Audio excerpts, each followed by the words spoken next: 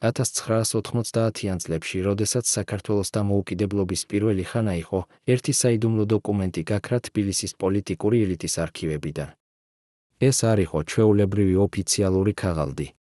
ეს იყო პირადი ჩანაწერები, რომლებიც ეკუთვნოდა თემურ ჟორჟოლიანს, კონსერვატიულ მონარქიული პარტიის ლიდერს, ადამიანს, რომელმაც პოლიტიკური კარიერა შეცვალა ფრონტის ხაზზე წასვლით.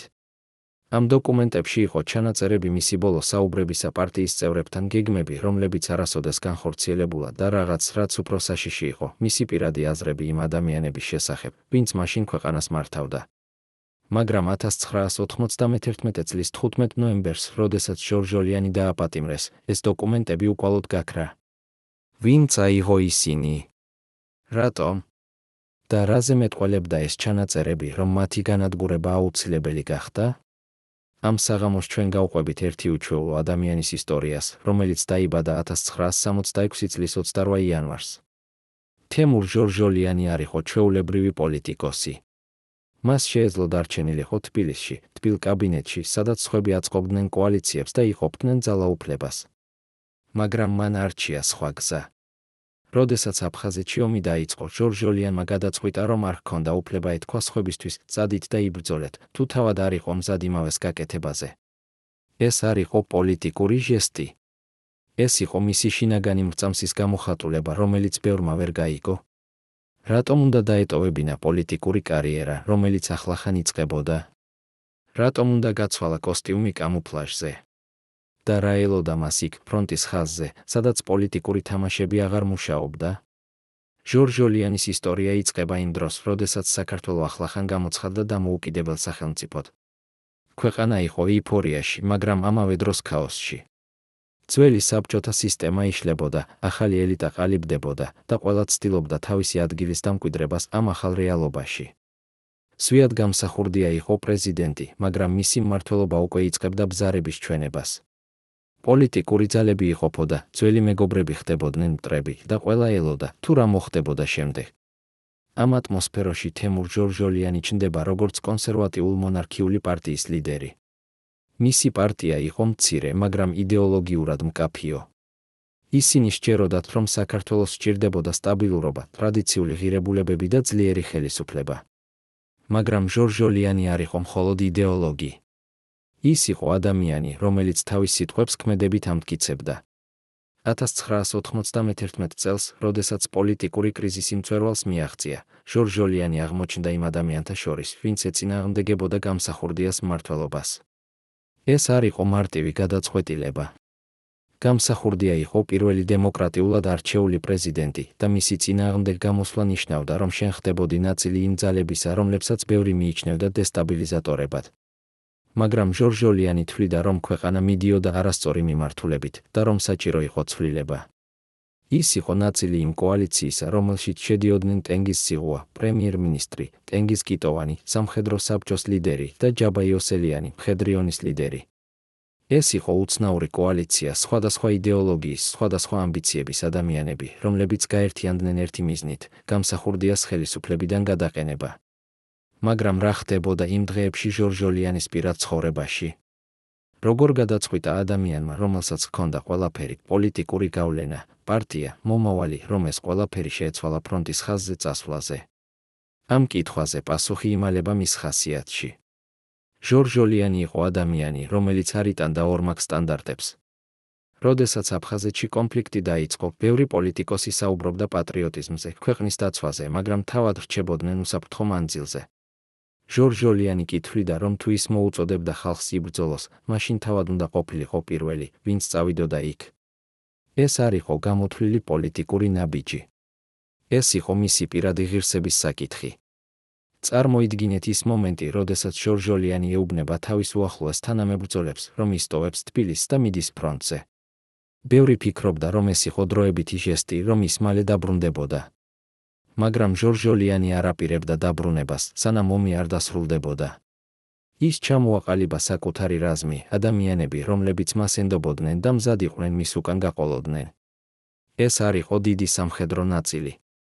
ეს იყო ჯგუფი მამაკაცებისა, რომლებიც იზიარებდნენ მის ხედვას და მის პრინციპებს. ისინი წავიდნენ აფხაზეთში არა იმიტომ, რომ ელოდათ დაჯილდოებას ან პოლიტიკურ დივიდენდებს. ისინი წავიდნენ იმიტომ, რომ თვლიდნენ, რომ ეს იყო მათი მოვალეობა. ფრონტზე ჟორჟოლიანი აღმოჩნდა სრულიად განსხვავებულ სამყაროში. აქ არ მუშაობდა პოლიტიკური ინტრიგები, არ იყო დიპლომატიური თამაშები. აქ იყო მხოლოდ სიცოცხლე და სიკვდილი, მეგობრები და მტრები, გადარჩენა და მსხვერპლი. და ჟორჟოლიანმა აჩვენა, რომ ის არ იყო მხოლოდ პოლიტიკური ლიდერი. ის იყო ადამიანი, რომელსაც შეეძლო ლიდერობა იმ ყველაზე რთულ პირობებში, სადაც ყოველი გადაწყვეტილება შეიძლებოდა ყოფილიყო ბოლო. მისი რაზმის წევრები იხსენებენ, რომ ჟორჟოლიანი არასოდეს ითხოვდა მათგან იმას, რასაც თავად არ იყო მზად გაეკეთებინა. თუ საჭირო იყო რაიმე საშიში მისიის შესრულება, ის იყო პირველი, ვინც წინ წავიდოდა. ეს არ იყო ბრავა და ეს იყო მისი ლიდერობის სტილი, პირადი მაგალითით წინამძღოლობა. მაგრამ რა ფასი გადაუხადა ჟორჟოლიანმა ამ არჩევანისთვის? როდესაც ომი დასრულდა და ის დაბრუნდა თბილისში, მან აღმოაჩინა, რომ პოლიტიკური ლანდშაფტი სრულიად შეცვლილი იყო. ის ადამიანები, ვისთანაც ერთად იყო კოალიციაში, ახლა უკვე იყოფოდნენ ახალ ბანაკებად. ძალაუფლება იყო გადანაწილებული და ჟორჟოლიანი აღმოჩნდა იმ მდგომარეობაში, როდესაც მისი პრინციპულობა და პირდაპირობა აღარ იყო აქტივი, არამედ ხდებოდა პრობლემა. პოლიტიკაში ხშირად ისინი რჩებიან ზემოთ, ვინც იცის როგორ მოლაპარაკება, როგორ კომპრომისი, როგორ თამაში. ჟორჟოლიანი კი არ იყო ასეთი ადამიანი. ის იყო პრინციპული და ეს პრინციპულობა ხდებოდა მისი უდიდესი სისუსტე იმ სამყაროში, სადაც პრინციპები ხშირად იყო მსხვერპლი პრაგმატიზმისთვის. 1991 წლის 15 ნოემბერს ჟორჟოლიანი დააპატიმრეს. ოფიციალური ბრალდებები იყო ერთი, მაგრამ ბევრი თვლიდა, რომ ნამდვილი მიზეზი იყო სხვა. ჟორჟოლიანი იყო ადამიანი, რომელიც ძალიან ბევრს იცოდა, ძალიან ბევრს ხედავდა და რაც მთავარია, არ ეშინოდა სიმართლის თქმის. ის არ იყო ადამიანი, რომელიც შეიძლებოდა მოეტყუებინა ან დაეშინებინა. და ეს ხდიდა მას საშიშს იმ ადამიანებისთვის, ვინც ახლა ძალაუფლებაში იყო. მისი დაპატიმრება იყო გზავნილი, არავის არ ჰქონდა უფლება ყოფილიყო ძალიან დამოუკიდებელი, ძალიან პრინციპული, ძალიან საშიში. ორტაჭალას ციხე, თბილისის სამხრეთით, გახდა ჟორჟოლიანის ახალი სახლი. ეს არ იყო ჩვეულებრივი პატიმრობა. ეს იყო იზოლაცია, მცდელობა, რომ დაესვენებინათ ადამიანი, რომელიც ძალიან ბევრს წარმოადგენდა იმათთვის, ვინც ჯერ კიდევ სჯეროდა პრინციპებისა და ღირსების. მაგრამ ციხეში ყოფნამაც ვერ შეცვალა ჟორჟოლიანი. ის რჩებოდა იგივე ადამიანი, პრინციპული, პირდაპირი, უკომპრომისო. მისი თანამებრძოლები, რომლებიც ახლა გარეთ იყვნენ, ცდილობდნენ მის გათავისუფლებას, მაგრამ პოლიტიკური სიტუაცია იყო ისეთი, რომ ეს არ იყო მარტივი. ჟორჟოლიანი იყო სიმბოლო და სიმბოლოების გათავისუფლება ყოველთვის არის პოლიტიკური გადაწყვეტილება, არა იურიდიული. წლები გადიოდა და ჟორჟოლიანის ისტორია ნელ-ნელა ივიწყებოდა ფართო საზოგადოებისთვის. ახალი კრიზისები მოდიოდა, ახალი პოლიტიკოსები ჩნდებოდნენ, ახალი ომები იწყებოდა. მაგრამ იმათთვის, ვინც იცნობდა ჟორჟოლიანს, ვინც იყო მასთან ერთად ფრონტზე, ვინც ხედავდა როგორ იცხოვრა ის თავისი პრინციპებით, მისი ისტორია რჩებოდა ცოცხალი. ისინი იხსენებდნენ ადამიანს, რომელმაც არჩია არა კარიერა, არამედ ღირსება, არა კომფორტი, არამედ მოვალეობა, არა სიტყვები, არამედ ქმედება. 1991 წლის მოვლენები იყო მხოლოდ დასაწყისი ჟორჟოლიანის გრძელი და რთული გზისა. მისი ცხოვრება იყო სერია არჩევანებისა, რომელთაგან თითოეული მოითხოვდა გამბედაობას და პრინციპულობას. და ყოველ ჯერზე ჟორჟოლიანი ირჩევდა იმას, რაც მისთვის იყო სწორი, მიუხედავად შედეგებისა. ეს არის ის, რაც ხდის მის ისტორიას განსაკუთრებულს, არა წარმატებები თუ მარცხები, არამედ თანმიმდევრულობა, რომლითაც ის რჩებოდა ერთგული თავის პრინციპებს. მაგრამ რა მოხდა შემდეგ? როგორ განვითარდა ჟორჟოლიანის ბედი იმ წლების შემდეგ? და რა იყო ის ნამდვილი ფასი, რომელიც მან გადაიხადა თავისი არჩევანისთვის? ამ კითხვებზე პასუხები დაგველოდება შემდეგ თავებში, სადაც ჩვენ გავყვებით ჟორჟოლიანის გზას იმ წლებში, როდესაც საქართველო კვლავ ცვლილებებს განიცდიდა და როდესაც ის კვლავ უნდა გამოეჩინა თავისი ხასიათი და პრინციპები. 1991 წლის შემდეგ, როდესაც ჟორჟოლიანი ციხეში იყო, საქართველო განაგრძობდა თავისი რთული გზის გავლას დამოუკიდებლობისკენ. ქვეყანა იყო დაყოფილი, ეკონომიკა ნგრეოდა და პოლიტიკური ელიტა ებრძოდა ძალაუფლებისთვის.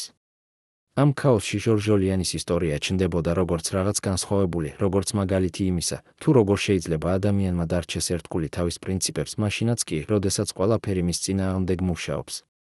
მაგრამ რამდენად იცოდნენ ხალხმა ნამდვილი ჟორჟოლიანის შესახებ? რა იყო ის, რაც მალავდა ოფიციალური ვერსიები და პოლიტიკური პროპაგანდა? დღეს, პირველად 25 წელზე მეტი ხნის შემდეგ, ადამიანი, რომელიც იყო ჟორჟოლიანის პირადი მცველი და უახლოესი თანამებრძოლი, თანახმა გახდა ისაუბროს კამერების წინაშე.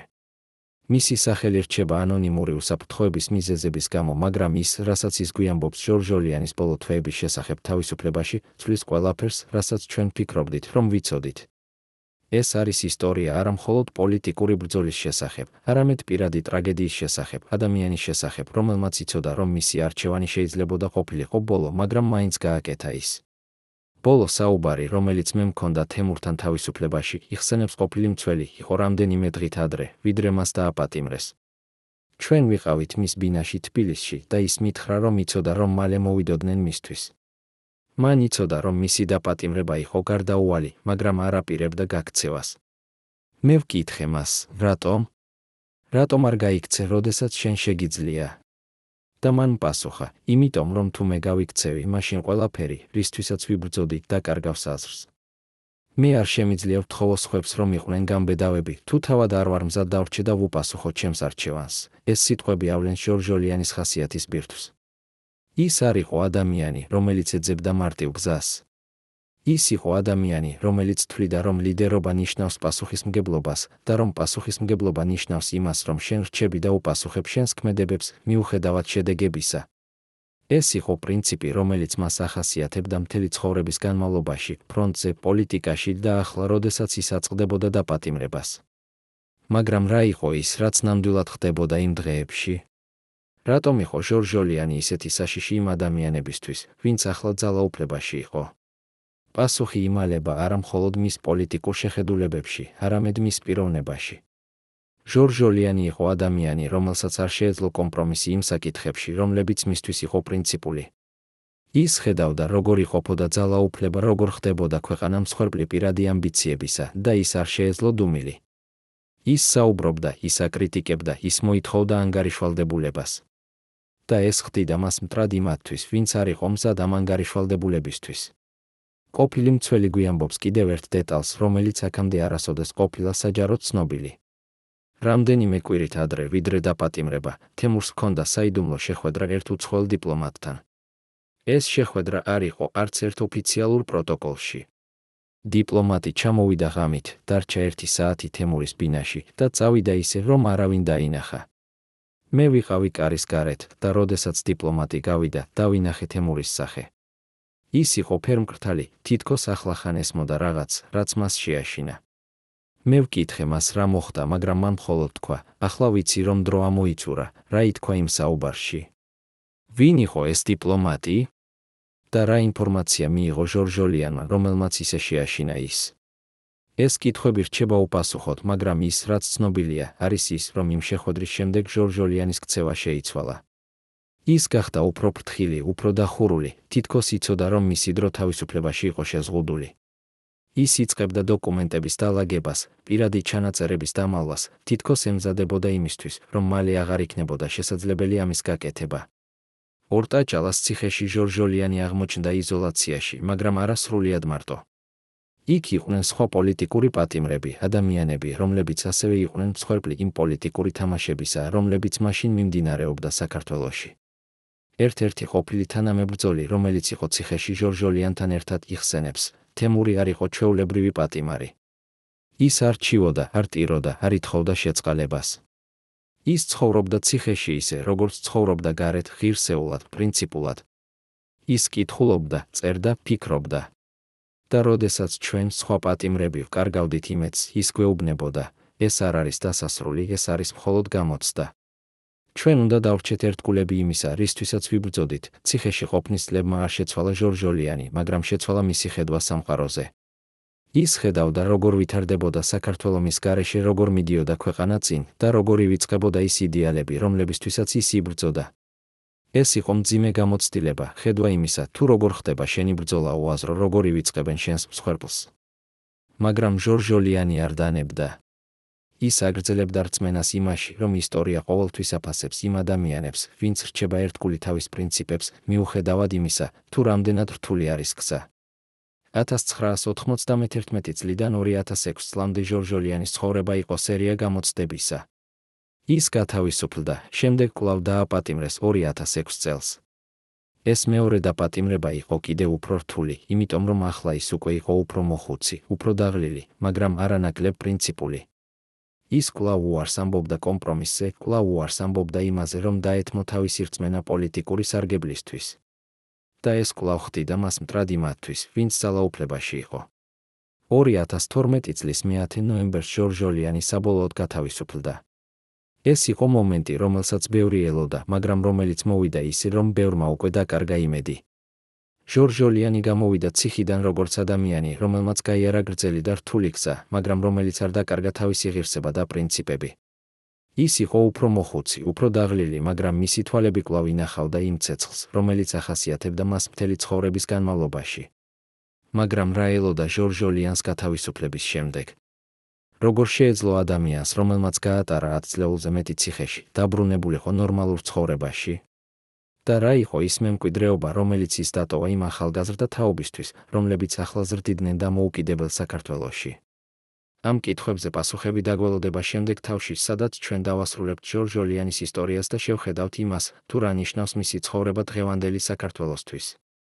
2012 წლის შემდეგ, როდესაც ჟორჟოლიანი გათავისუფლდა, საქართველო იყო სრულიად განსხვავებული ქვეყანა, ვიდრე ის, რომელშიც ის პირველად დააპატიმრეს. ახალი თაობა იზრდებოდა, ახალი პოლიტიკოსები მართავდნენ, ახალი გამოწვევები დგებოდა. მაგრამ ჟორჟოლიანის ისტორია რჩებოდა აქტუალური, იმიტომ რომ ის იყო ისტორია არა მხოლოდ ერთი ადამიანის შესახებ, არამედ იმ პრინციპების შესახებ, რომლებიც არასოდეს კარგავს თავის მნიშვნელობას, ღირსების, პრინციპულობის, პირადი მაგალითით ლიდერობის შესახებ. გათავისუფლების შემდეგ ჟორჟოლიანი არ დაბრუნდა აქტიურ პოლიტიკაში. ის იყო დაღლილი, მაგრამ არა დამარცხებული. ის ცხოვრობდა მშვიდად, შორს პოლიტიკური ქარიშხლებისგან, მაგრამ მისი გავლენა კვლავ გრძნობოდა. ახალგაზრდა პოლიტიკოსები, რომლებიც ეძებდნენ მაგალითებს ნამდვილი ლიდერობისა, ხშირად მიმართავდნენ ჟორჟოლიანის ისტორიას. ის იყო სიმბოლო იმისა, თუ როგორ შეიძლება ადამიანმა დარჩეს ერთგული თავის პრინციპებს, მაშინაც კი, როდესაც მთელი სამყარო მის წინააღმდეგ არის. მაგრამ იყო რაღაც, რაც ჟორჟოლიანი არასოდეს ესაუბრა საჯაროდ. იყო საიდუმლო, რომელიც ის იტვირთა თავის თავში მთელი ცხოვრების განმავლობაში. და ეს საიდუმლო იყო დაკავშირებული იმ საიდუმლო შეხვედრასთან, რომელიც მას ჰქონდა უცხოელ დიპლომატთან რამდენიმე კვირით ადრე, ვიდრე პირველად დააპატიმრეს. რა ითქვა იმ საუბარში? რა ინფორმაცია მიიღო ჟორჟოლიანმა, რომელმაც ისე შეაშინა ის? დღეს პირველად ჩვენ გვაქვს ექსკლუზიური ინფორმაცია იმ ადამიანისგან, რომელიც იყო იმ შეხვედრაზე დამსწრე. ეს არის ყოფილი თარჯიმანი, რომელიც მუშაობდა საქართველოს საგარეო საქმეთა სამინისტროში 1991 წელს. მისი სახელი რჩება ანონიმური, მაგრამ ის, რასაც ის გვიამბობს, ხსნის ბევრ საიდუმლოებას. იმ ღამეს იხსენებს თარჯიმანი, დიპლომატი იყო მაღალი რანგის წარმომადგენელი ერთი დასავლური ქვეყნისა. ის მოვიდა არაოფიციალური მისიით, არამედ პირადი გაფრთხილების მისაცემად. მან უთხრა ჟორჟოლიანს, რომ მისი სახელი იყო სიაში იმ ადამიანებისა, რომლებიც უნდა ამოეშალათ პოლიტიკური სცენიდან. ეს არ იყო მხოლოდ დაპატიმრების საფრთხე. ეს იყო რაღაც უფრო სერიოზული, თარჯიმანი აგრძელებს. დიპლომატმა უთხრა ჟორჟოლიანს, რომ მას ჰქონდა ორი არჩევანი, ან დაეტოვებინა ქვეყანა და წასულიყო ემიგრაციაში, სადაც მას შეეძლებოდა უსაფრთხო ცხოვრება, ან დარჩენილიყო და ეპასუხა შედეგებისთვის. დიპლომატმა ხაზგასმით აღნიშნა, რომ თუ ჟორჟოლიანი დარჩებოდა, მას არ შეეძლებოდა დაცვა. ის იქნებოდა მარტო. ჟორჟოლიანმა მოусმინა ყველაფერი და შემდეგ უთხრა დიპლომატს, მე არ შემიძლია გავიქცე. თუ მე გავიქცევი, მაშინ ყველაფერი, რისთვისაც ვიბრძოდი, იქნება ტყუილი. მე უნდა დავრჩე და ვუპასუხო ჩემს არჩევანს, ეს გადაწყვეტილება ხსნის ბევრს. ჟორჟოლიანმა იცოდა, რომ მისი დაპატიმრება იყო გარდაუვალი, მაგრამ მან მაინც არჩია დარჩენა. რატომ? იმიტომ, რომ მისთვის პრინციპები იყო უფრო მნიშვნელოვანი, ვიდრე პირადი უსაფრთხოება. ის თვლიდა, რომ ლიდერი არ შეიძლება გაიქცეს, როდესაც მისი ხალხი რჩება საფრთხეში. ლიდერი უნდა დარჩეს და გაუძლოს, მიუხედავად იმისა, თუ რამდენად რთული არის გზა. მაგრამ რა იყო ის სია, რომელზეც საუბრობდა დიპლომატი? ვინ აწყობდა ამ სიას? და რამდენი ადამიანი იყო იმ სიაში? ეს კითხვები რჩება უპასუხოდ, მაგრამ ის, რაც ცნობილია, არის ის, რომ ჟორჟოლიანი არ იყო ერთადერთი. იყვნენ სხვა პოლიტიკოსები, სხვა აქტივისტები, სხვა ადამიანები, რომლებიც ასევე ითვლებოდნენ საშიშად იმ ძალებისთვის, რომლებიც მაშინ ძალაუფლებაში იყვნენ. ზოგიერთი მათგანი გაიქცა, ზოგიერთი დააპატიმრეს, ზოგიერთი უბრალოდ გაქრა. ჟორჟოლიანი იყო ერთ-ერთი იმ მათგანი, ვინც არჩია დარჩენა და პასუხისმგებლობის აღება. ციხეში გატარებულმა წლებმა ჟორჟოლიანს მისცა დრო ფიქრისთვის, ანალიზისთვის, გააზრებისთვის. ის წერდა ჩანაწერებს, რომლებიც არასოდეს გამოქვეყნებულა, მაგრამ რომლებიც ინახება მის ოჯახში. ამ ჩანაწერებში ჟორჟოლიანი საუბრობს არა მხოლოდ პოლიტიკაზე, არამედ ცხოვრებაზე, ღირებულებებზე, იმაზე, თუ რა ნიშნავს იყო ნამდვილი ლიდერი. ერთ-ერთ ჩანაწერში ის წერს: ლიდერობა არ არის ძალაუფლება. ლიდერობა არის პასუხისმგებლობა. ნამდვილი ლიდერი არ არის ის, ვინც უბრძანებს სხვებს, არამედ ის, ვინც პირველი წავა იქ, სადაც საშიშია. ნამდვილი ლიდერი არ არის ის, ვინც ითხოვს მსხვერპლს სხვებისგან, არამედ ის, ვინც თავად არის მზად მსხვერპლისთვის. ეს სიტყვები ასახავს ჟორჟოლიანის ცხოვრების ფილოსოფიას. ის არ იყო ადამიანი, რომელიც ეძებდა დიდებას ან ძალაუფლებას. ის იყო ადამიანი, რომელიც ეძებდა აზრს, მიზანს, შესაძლებლობას, რომ გაეკეთებინა რაღაც მნიშვნელოვანი თავისი ქვეყნისთვის. და როდესაც მან დაინახა, რომ პოლიტიკა ხდებოდა თამაში პირადი ამბიციებისთვის, მან არჩია სხვა გზა, გზა პირადი მაგალითისა, გზა მსხვერპლისა, გზა ღირსებისა. 2012 წლის შემდეგ, როდესაც ჟორჟოლიანი გათავისუფლდა, ის დაბრუნდა ისეთ საქართველოში, რომელიც კვლავ ეძებდა თავის გზას. ქვეყანა კვლავ აწყდებოდა გამოწვევებს, კვლავ იბრძოდა თავისი მომავლისთვის. მაგრამ ახლა იყო ახალი თაობა, რომელიც ზრდიდა დამოუკიდებელ საქართველოში, თაობა, რომელიც არ იცნობდა საბჭოთა კავშირს, არ იცნობდა იმ ქაოსს, რომელშიც ჟორჟოლიანი იბრძოდა. ამ თაობისთვის ჟორჟოლიანის ისტორია იყო ისტორია წარსულიდან, მაგრამ ისტორია, რომელიც კვლავ ჰქონდა რაღაც მნიშვნელოვანი სასწავლებელი. დღეს, როდესაც ჩვენ ვუყურებთ ჟორჟოლიანის ცხოვრებას, ჩვენ ვხედავთ არა მხოლოდ პოლიტიკოს, არამედ ადამიანს, რომელმაც გააკეთა არჩევანი, რომელიც მოითხოვდა გამბედაობას და პრინციპულობას. ის არჩია არა კარიერა, არამედ ღირსება. ის არჩია არა კომფორტი, არამედ მოვალეობა. ის არჩია არა სიტყვები, არამედ ქმედება. და ეს არჩევანი ხდის მის ისტორიას განსაკუთრებულს, იმიტომ რომ ის გვიჩვენებს, რომ ნამდვილი ლიდერობა არ არის ძალაუფლების ქონა, არამედ პასუხისმგებლობის აღება. ჟორჟოლიანის მემკვიდრეობა არ არის პოლიტიკური პარტია ან პოლიტიკური პროგრამა. მისი მემკვიდრეობა არის მაგალითი იმისა, თუ როგორ შეიძლება ადამიანმა იცხოვროს თავისი პრინციპებით, მიუხედავად იმისა, თუ რამდენად რთული არის გზა. ეს არის მაგალითი იმისა, რომ ღირსება და პრინციპულობა არ არის სისუსტე, არამედ ძალა. ეს არის მაგალითი იმისა, რომ ნამდვილი ლიდერი არ არის ის, ვინც უბრძანებს, არამედ ის, ვინც წინ მიდის. დღეს, როდესაც საქართველო კვლავ აწყდება გამოწვევებს, როდესაც ახალი თაობა ეძებს თავის გზას, ჟორჟოლიანის ისტორია რჩება აქტუალური. ის გვახსენებს, რომ ნამდვილი ცვლილება იწყება არა პოლიტიკური ლოზუნგებით, არამედ პირადი მაგალითით. ის გვახსენებს, რომ ნამდვილი ლიდერობა არ არის ძალაუფლების ძიება, არამედ მსახურება. ის გვახსენებს, რომ ნამდვილი პატრიოტიზმი არ არის სიტყვები, არამედ ქმედება.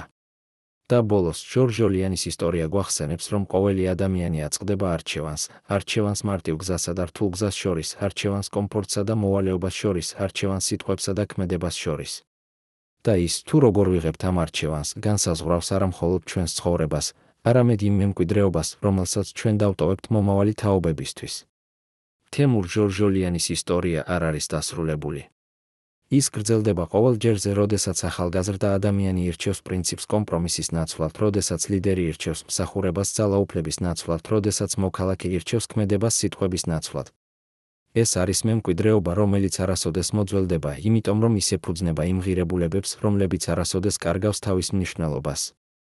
ბოლო წუთებამდე ვიფიქრე, რომ გადავრჩებოდით, ამბობს ყოფილი ოფიცერი თემურ ჟორჟოლიანის პირადი დაცვიდან, ხელები 35 წლის შემდეგაც კი უკვე ძრწის. რას იცოდა ეს ადამიანი, რასაც ჩვენ არ ვიცით? ამ საღამოს სამი ყოფილი წევრი უშიშროების შიდა წრიდან საუბრობს პირველად იმ საიდუმლოებებზე, რომლებიც ათწლეულების განმავლობაში ინახავდნენ. მათი გამოცხადებები შეცვლის ყველაფერს, რასაც თქვენ ფიქრობდით, რომ იცოდით რეჟიმის ბოლო დღეების შესახებ. როდესაც ჟორჟოლიანი დაბრუნდა ფრონტიდან 2000 წელს, მან აღმოაჩინა, რომ თბილისი აღარ იყო ის ქალაქი, რომელიც დატოვა. პოლიტიკური ლანდშაფტი შეიცვალა ისე სწრაფად, რომ ძველი მოკავშირეები ხდებოდნენ უცხოები, ხოლო ძველი იდეალები ჩანდა როგორც ნაიური ოცნებები. მაგრამ ყველაზე საშიში არ იყო ეს. ყველაზე საშიში იყო ის, რომ ჟორჟოლიანმა იცოდა ძალიან ბევრი საიდუმლო საუბრის შესახებ, ძალიან ბევრი ფარული გარიგების შესახებ, ძალიან ბევრი იმის შესახებ, თუ როგორ ნაწილდებოდა ძალაუფლება იმ ქაოსურ დღეებში. ვინ გადაწყვიტა, რომ ეს ცოდნა იყო ძალიან საშიში? ერთ-ერთი ყოფილი ოფიცერი, რომელიც მუშაობდა უშიშროების სამსახურში 1991 წელს, იხსენებს დეტალს, რომელიც აქამდე არასოდეს ყოფილა საჯაროდ ცნობილი. ჩვენ გვქონდა სპეციალური საქაღალდე ჟორჟოლიანზე. ეს არ იყო ჩვეულებრივი საქმე.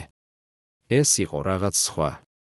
იქ იყო ჩანაწერები მისი ყველა საუბრისა, ყველა შეხვედრისა, ყველა კონტაქტისა. მაგრამ რაც ყველაზე საინტერესოა, იქ იყო სია ადამიანებისა, რომლებთანაც ჟორჟოლიანს ჰქონდა კონფიდენციალური ურთიერთობები. ეს სია შეიცავდა სახელებს, რომლებიც დღესაც არიან ძალაუფლებაში. როდესაც ჟორჟოლიანი დააპატიმრეს, პირველი რაც გააკეთეს, ეს საქაღალდე გაქრა. არავინ იცის სად არის ახლა, მაგრამ ბევრი ადამიანი იძინებს უკეთ იმის ცოდნით, რომ ის აღარ არსებობს. წარმოიდგინეთ, რომ თქვენ ხართ პოლიტიკოსი, რომელმაც ახლახან მოიპოვა ძალაუფლება. თქვენ იცით, რომ არსებობს ადამიანი, რომელმაც იცის თქვენი ყველა საიდუმლო, ყველა კომპრომისი, ყველა გარიგება, რომელიც თქვენ გააკეთეთ გზაზე ზემოთ. ეს ადამიანი არ არის ისეთი, ვინც შეიძლება მოისყიდოს ან დაშინდეს. ის არის პრინციპული, პირდაპირი და რაც მთავარია, მას აქვს მტკიცებულებები. რას გააკეთებდით? ჟორჟოლიანის დაპატიმრება 1991 წლის 15 ნოემბერს არ იყო მხოლოდ პოლიტიკური გადაწყვეტილება. ეს იყო აუცილებლობა იმათთვის, ვინც ახლა მართავდა ქვეყანას. მაგრამ რა ხდებოდა იმ დღეებში ჟორჟოლიანის პირად ცხოვრებაში? როგორ ემზადებოდა ის იმისთვის, რაც მოდიოდა? ყოფილი მცველი გვიამბობს, რამდენიმე დღით ადრე, ვიდრე დაპატიმრება, თემური დაიწყო დოკუმენტების დალაგება. ის არ ამბობდა, რას აკეთებდა, მაგრამ მე ვხედავდი. ის იღებდა ზოგიერთ ქაღალდს, კითხულობდა, შემდეგ წვავდა. სხვებს ალაგებდა სპეციალურ კონვერტებში და აძლევდა სხვადასხვა ადამიანებს, რომლებსაც ენდობოდა. ერთხელ მე ვკითხე მას, რატომ აკეთებ ამას? და მან პასუხა, იმიტომ რომ ზოგიერთი ჭეშმარიტება უნდა გადარჩეს, მაგრამ ზოგიერთი ჭეშმარიტება უნდა წაიცუროს ჩემთან ერთად. არსებობს ცოდნა, რომელიც შეიძლება გახდეს იარაღი და მე არ მინდა, რომ ეს იარაღი ვინმემ გამოიყენოს არასწორად. ეს სიტყვები ავლენს ჟორჟოლიანის რთულ პოზიციას. ის იყო ადამიანი, რომელსაც ჰქონდა ძალიან ბევრი ინფორმაცია, მაგრამ რომელიც არ იყო მზად ამ ინფორმაციის გამოყენებაზე პოლიტიკური სარგებლისთვის. ის თვლიდა, რომ ზოგიერთი საიდუმლოება უნდა დარჩეს საიდუმლოებად, იმიტომ რომ მათი გამჟღავნება შეიძლებოდა ზიანი მიეყენებინა არა მხოლოდ ინდივიდუალურ ადამიანებს, არამედ მთელ ქვეყანას. ეს იყო პრინციპი, რომელიც მას ახასიათებდა, პასუხისმგებლობა არა მხოლოდ იმის მიმართ, რასაც ამბობდა, არამედ იმის მიმართაც, რასაც არ ამბობდა. ორტაჭალას ციხეში, თბილისის სამხრეთით, ჟორჟოლიანი აღმოჩნდა იზოლაციაში, მაგრამ არა სრულიად მარტო. იქ იყვნენ სხვა პოლიტიკური პატიმრები, ადამიანები, რომლებიც ასევე იყვნენ მსხვერპლი იმ პოლიტიკური თამაშებისა, რომლებიც მაშინ მიმდინარეობდა საქართველოში. ერთ-ერთი ყოფილი თანამებრძოლი, რომელიც იყო ციხეში ჟორჟოლიანთან ერთად, იხსენებს, თემური ციხეში ქმნიდა პატარა უნივერსიტეტს. ის ასწავლიდა ახალგაზრდა პატიმრებს ისტორიას, ფილოსოფიას, პოლიტიკას. ის არ საუბრობდა თავის საქმეზე, არ რჩივოდა, არ ეძებდა თანაგრძნობას. ის უბრალოდ აგრძელებდა იმის კეთებას, რასაც თვლიდა სწორად, ხალხის განათლებას, მათი აზროვნების ფორმირებას. ის ამბობდა, ციხე შეიძლება იყოს ადგილი, სადაც შენ კარგავ თავისუფლებას, მაგრამ არ უნდა იყოს ადგილი, სადაც შენ კარგავ აზროვნების უნარს. ციხეში გატარებულმა წლებმა ჟორჟოლიანს მისცა დრო ღრმა ანალიზისთვის. ის წერდა ჩანაწერებს, რომლებიც შემდგომში გახდა მისი ინტელექტუალური მემკვიდრეობის ნაწილი. ამ ჩანაწერებში ის არ საუბრობდა მხოლოდ პოლიტიკაზე. ის საუბრობდა ადამიანის ბუნებაზე, ძალაუფლების ფსიქოლოგიაზე, იმაზე, თუ როგორ იცვლება ადამიანები, როდესაც მათ ხელში ექცევათ ძალაუფლება. ერთ-ერთ ჩანაწერში ის წერს, ძალაუფლება არის ყველაზე ძლიერი ტესტი ადამიანის ხასიათისთვის. ის ავლენს არა იმას, თუ ვინ ხარ, არამედ იმას, თუ ვინ ნამდვილად ხარ.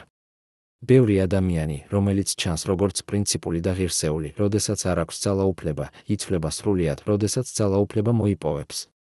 და პირიქით, ზოგიერთი ადამიანი, რომელიც ჩანს როგორც სუსტი და უმნიშვნელო, ავლენს უზარმაზარ ძალას, როდესაც აწყდება რეალურ გამოცდას. ეს დაკვირვებები იყო შედეგი არა მხოლოდ ციხეში გატარებული დროისა, არამედ მთელი მისი ცხოვრების გამოცდილებისა. ჟორჟოლიანი ხედავდა, როგორ იცვლებოდნენ ადამიანები, როდესაც ისინი მოიპოვებდნენ ძალაუფლებას. ის ხედავდა, როგორ ძველი მეგობრები ხდებოდნენ მტრები, როგორ იდეალები იქცეოდა ცარიელ ლოზუნგებად, როგორ პრინციპები მსხვერპლდებოდა პრაგმატიზმისთვის. და ეს ყველაფერი აძლიერებდა მის რწმენას იმაში, რომ ნამდვილი ღირებულება ადამიანისა არის არა ის, რასაც ის ამბობს, არამედ ის, რასაც ისაკეთებს, როდესაც არავინ უყურებს. მაგრამ იყო რაღაც სხვა, რაც ხდებოდა ციხის კედლების მიღმა. იყო მოძრაობა, რომელიც ნელ-ნელა იზრდებოდა, მოძრაობა ადამიანებისა, რომლებიც არ ივიწყებდნენ ჟორჟ ორლეანს და იმას, რისთვისაც ის იბრძოდა. ეს არ იყო დიდი მოძრაობა, არ იყო მასობრივი პროტესტები. ეს იყო მცირე ჯგუფები ადამიანებისა, რომლებიც ინახავდნენ მის მემკვიდრეობას, რომლებიც ასწავლიდნენ ახალგაზრდა თაობას მის პრინციპებს, რომლებიც ცდილობდნენ, რომ მისი ისტორია არ დავიწყებულიყო. ერთ-ერთი ასეთი ადამიანი იყო ახალგაზრდა სტუდენტი, რომელიც შეხვდა ჟორჟ ორლეანს ციხეში, როდესაც თავად იყო დაპატიმრებული მოკლევადით პოლიტიკური აქტივობისთვის. მე ვიყავი ციხეში მხოლოდ 3 თვე იხსენებს ის, მაგრამ ეს 3 თვე შეცვალა ჩემი ცხოვრება. თემური არ იყო ჩვეულებრივი პატიმარი.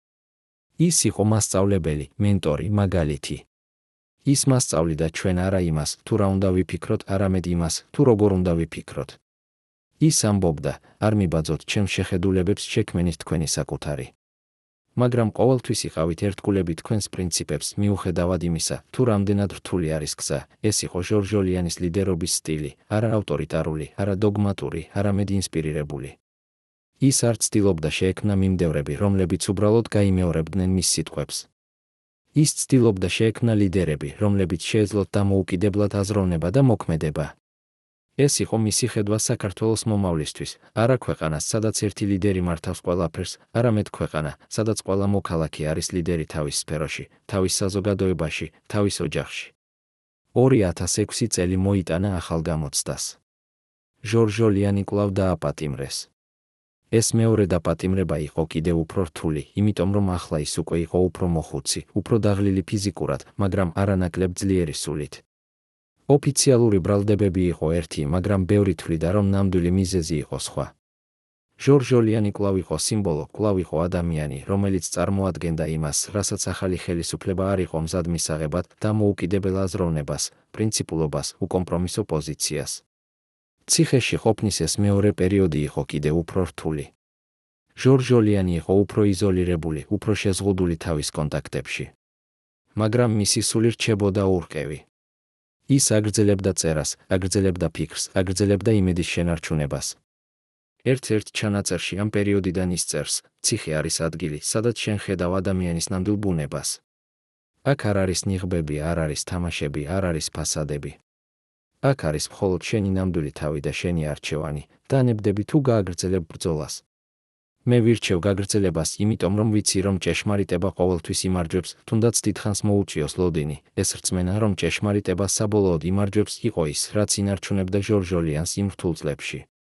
ის არ ხედავდა უშუალო შედეგებს თავისი ბრძოლისა, არ ხედავდა დიდ ცვლილებებს, რომლებსაც ის ელოდა.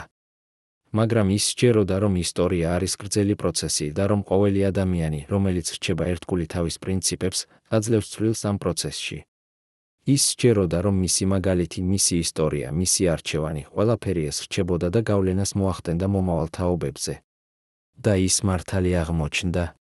დღეს, როდესაც ახალგაზრდა თაობა საქართველოში ეძებს მაგალითებს ნამდვილი ლიდერობისა, ბევრი მათგანი მიმართავს ჟორჟ ორლეანის ისტორიას. არა იმიტომ, რომ ის იყო წარმატებული პოლიტიკური თვალსაზრისით, არამედ იმიტომ, რომ ის იყო ერთგული თავის პრინციპებს. არა იმიტომ, რომ მან მოიპოვა ძალაუფლება, არამედ იმიტომ, რომ მან აჩვენა, რომ არსებობს რაღაც უფრო მნიშვნელოვანი ძალაუფლებაზე, ღირსება, პრინციპულობა, პირადი მაგალითით ლიდერობა. რა არის ის გაკვეთილი, რომელიც ჟორჟ ორლეანის ისტორია გვასწავლის დღევანდელ საქართველოს? რა არის ის მემკვიდრეობა, რომელიც ის დატოვა ახალი თაობისთვის? და როგორ შეიძლება ჩვენ გამოვიყენოთ ეს მაგალითი იმისთვის, რომ ავაშენოთ უკეთესი მომავალი? წარმოიდგინეთ, რომ თქვენ ხართ ექიმი, რომელსაც ევალება პოლიტიკური პატიმრის ჯანმრთელობის მონიტორინგი. თქვენ ხედავთ, როგორ უარესდება მისი მდგომარეობა, როგორ ზიანს აყენებს მას ციხის პირობები. მაგრამ თქვენ ასევე ხედავთ რაღაც სხვას, ხედავთ, როგორ ინარჩუნებს ეს ადამიანი თავის სულიერ ძალას, როგორ არ კარგავს იმედს, როგორ აგრძელებს ბრძოლას. ეს არის ის, რასაც ხედავდნენ ექიმები, რომლებიც მუშაობდნენ პორტაჭალას ციხეში ჟორჟ ორლეანის პატიმრობის წლებში. ერთ-ერთი ყოფილი ციხის ექიმი, რომელიც ახლა პენსიაზეა და თანახმა გახდა ანონიმურად ისაუბროს, გვიამბობს, თემურის სამედიცინო ისტორია იყო დოკუმენტი, რომელიც ბევრს ამბობდა. არა მხოლოდ მის ფიზიკურ მდგომარეობაზე, არამედ იმაზეც, თუ როგორ ექცეოდნენ მას.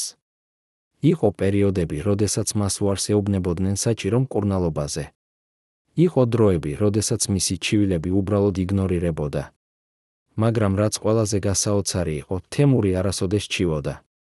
ის იღებდა ყველაფერს ღირსეულად, თითქოს ეს იყო მხოლოდ კიდევ ერთი გამოცდა, რომელიც უნდა გაევლო. ეს მოწმობა ავლენს ჟორჟოლიანის ხასიათის კიდევ ერთ ასპექტს, მის უნარს, რომ გაეძლო ფიზიკურ და ფსიქოლოგიურ ზეწოლას მოსვენების გარეშე. ის არ იყო ადამიანი, რომელიც ეძებდა თანაგრძნობას ან შეწყალებას. ის იყო ადამიანი, რომელიც თვლიდა, რომ ტანჯვა იყო ნაწილი იმ გზისა, რომელიც მან აირჩია და რომ ამ ტანჯვის აღიარება იყო მისი პასუხისმგებლობა. მაგრამ რა ხდებოდა იმ დროს ციხის კედლების მიღმა? როგორ ცხოვრობდა საქართველო იმ წლებში, როდესაც ჟორჟოლიანი იყო იზოლირებული? ქვეყანა განაგრძობდა თავისი რთული გზის გავლას. ეკონომიკური კრიზისები, პოლიტიკური ცვლილებები, სოციალური დაძაბულობა, ყველაფერი ეს აგრძელებდა საქართველოს ტრანსფორმაციის პროცესს. და ამ პროცესში ჟორჟოლიანის ისტორია რჩებოდა როგორც რაღაც, რაც ახსენებდა ხალხს, რომ არსებობს განსხვავებული გზა პრინციპულობისა და ღირსებისა. ერთ-ერთი ახალგაზრდა ჟურნალისტი, რომელიც ცდილობდა გაეშუქებინა ჟორჟოლიანის საქმე, იხსენებს, 2010 წელს მე ვცადე მოვეწყო ინტერვიუ თემურთან ციხეში. მე მქონდა ოფიციალური ნებართვა, მაგრამ როდესაც მივედი ციხეში, მითხრეს, რომ ჟორჟოლიანი არ იყო მზად ინტერვიუსთვის. მე ვიცოდი, რომ ეს არ იყო მართალი. მე ვიცოდი, რომ ის ყოველთვის იყო მზად საუბრისთვის. მაგრამ ვიღაც არ იყო მზად, რომ ის ესაუბრა.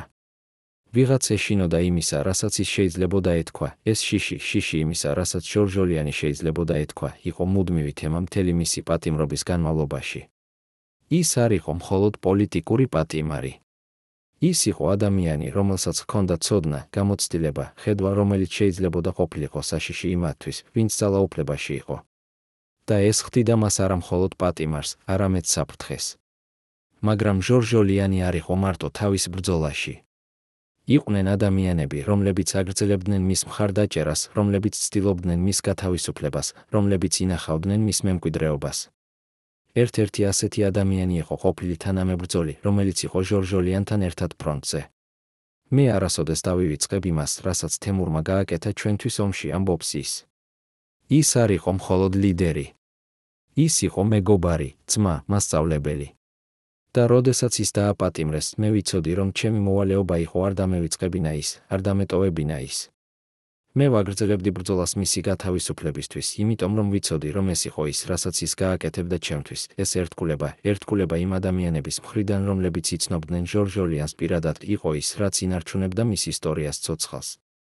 ისინი არ იყვნენ დიდი რაოდენობით, მაგრამ ისინი იყვნენ ერთგულები და მტკიცე. ისინი ყვებოდნენ მის შესახებ, ინახავდნენ მის ჩანაწერებს, ავრცელებდნენ მის იდეებს. და ნელ-ნელა ეს მცირე ჯგუფი იზრდებოდა, როგორც უფრო მეტი ადამიანი იგებდა ჟორჟოლიანის ისტორიას და იწყებდა მისი პრინციპების გაზიარებას. 2012 წლის 10 ნოემბერს ჟორჟოლიანი საბოლოოდ გათავისუფლდა.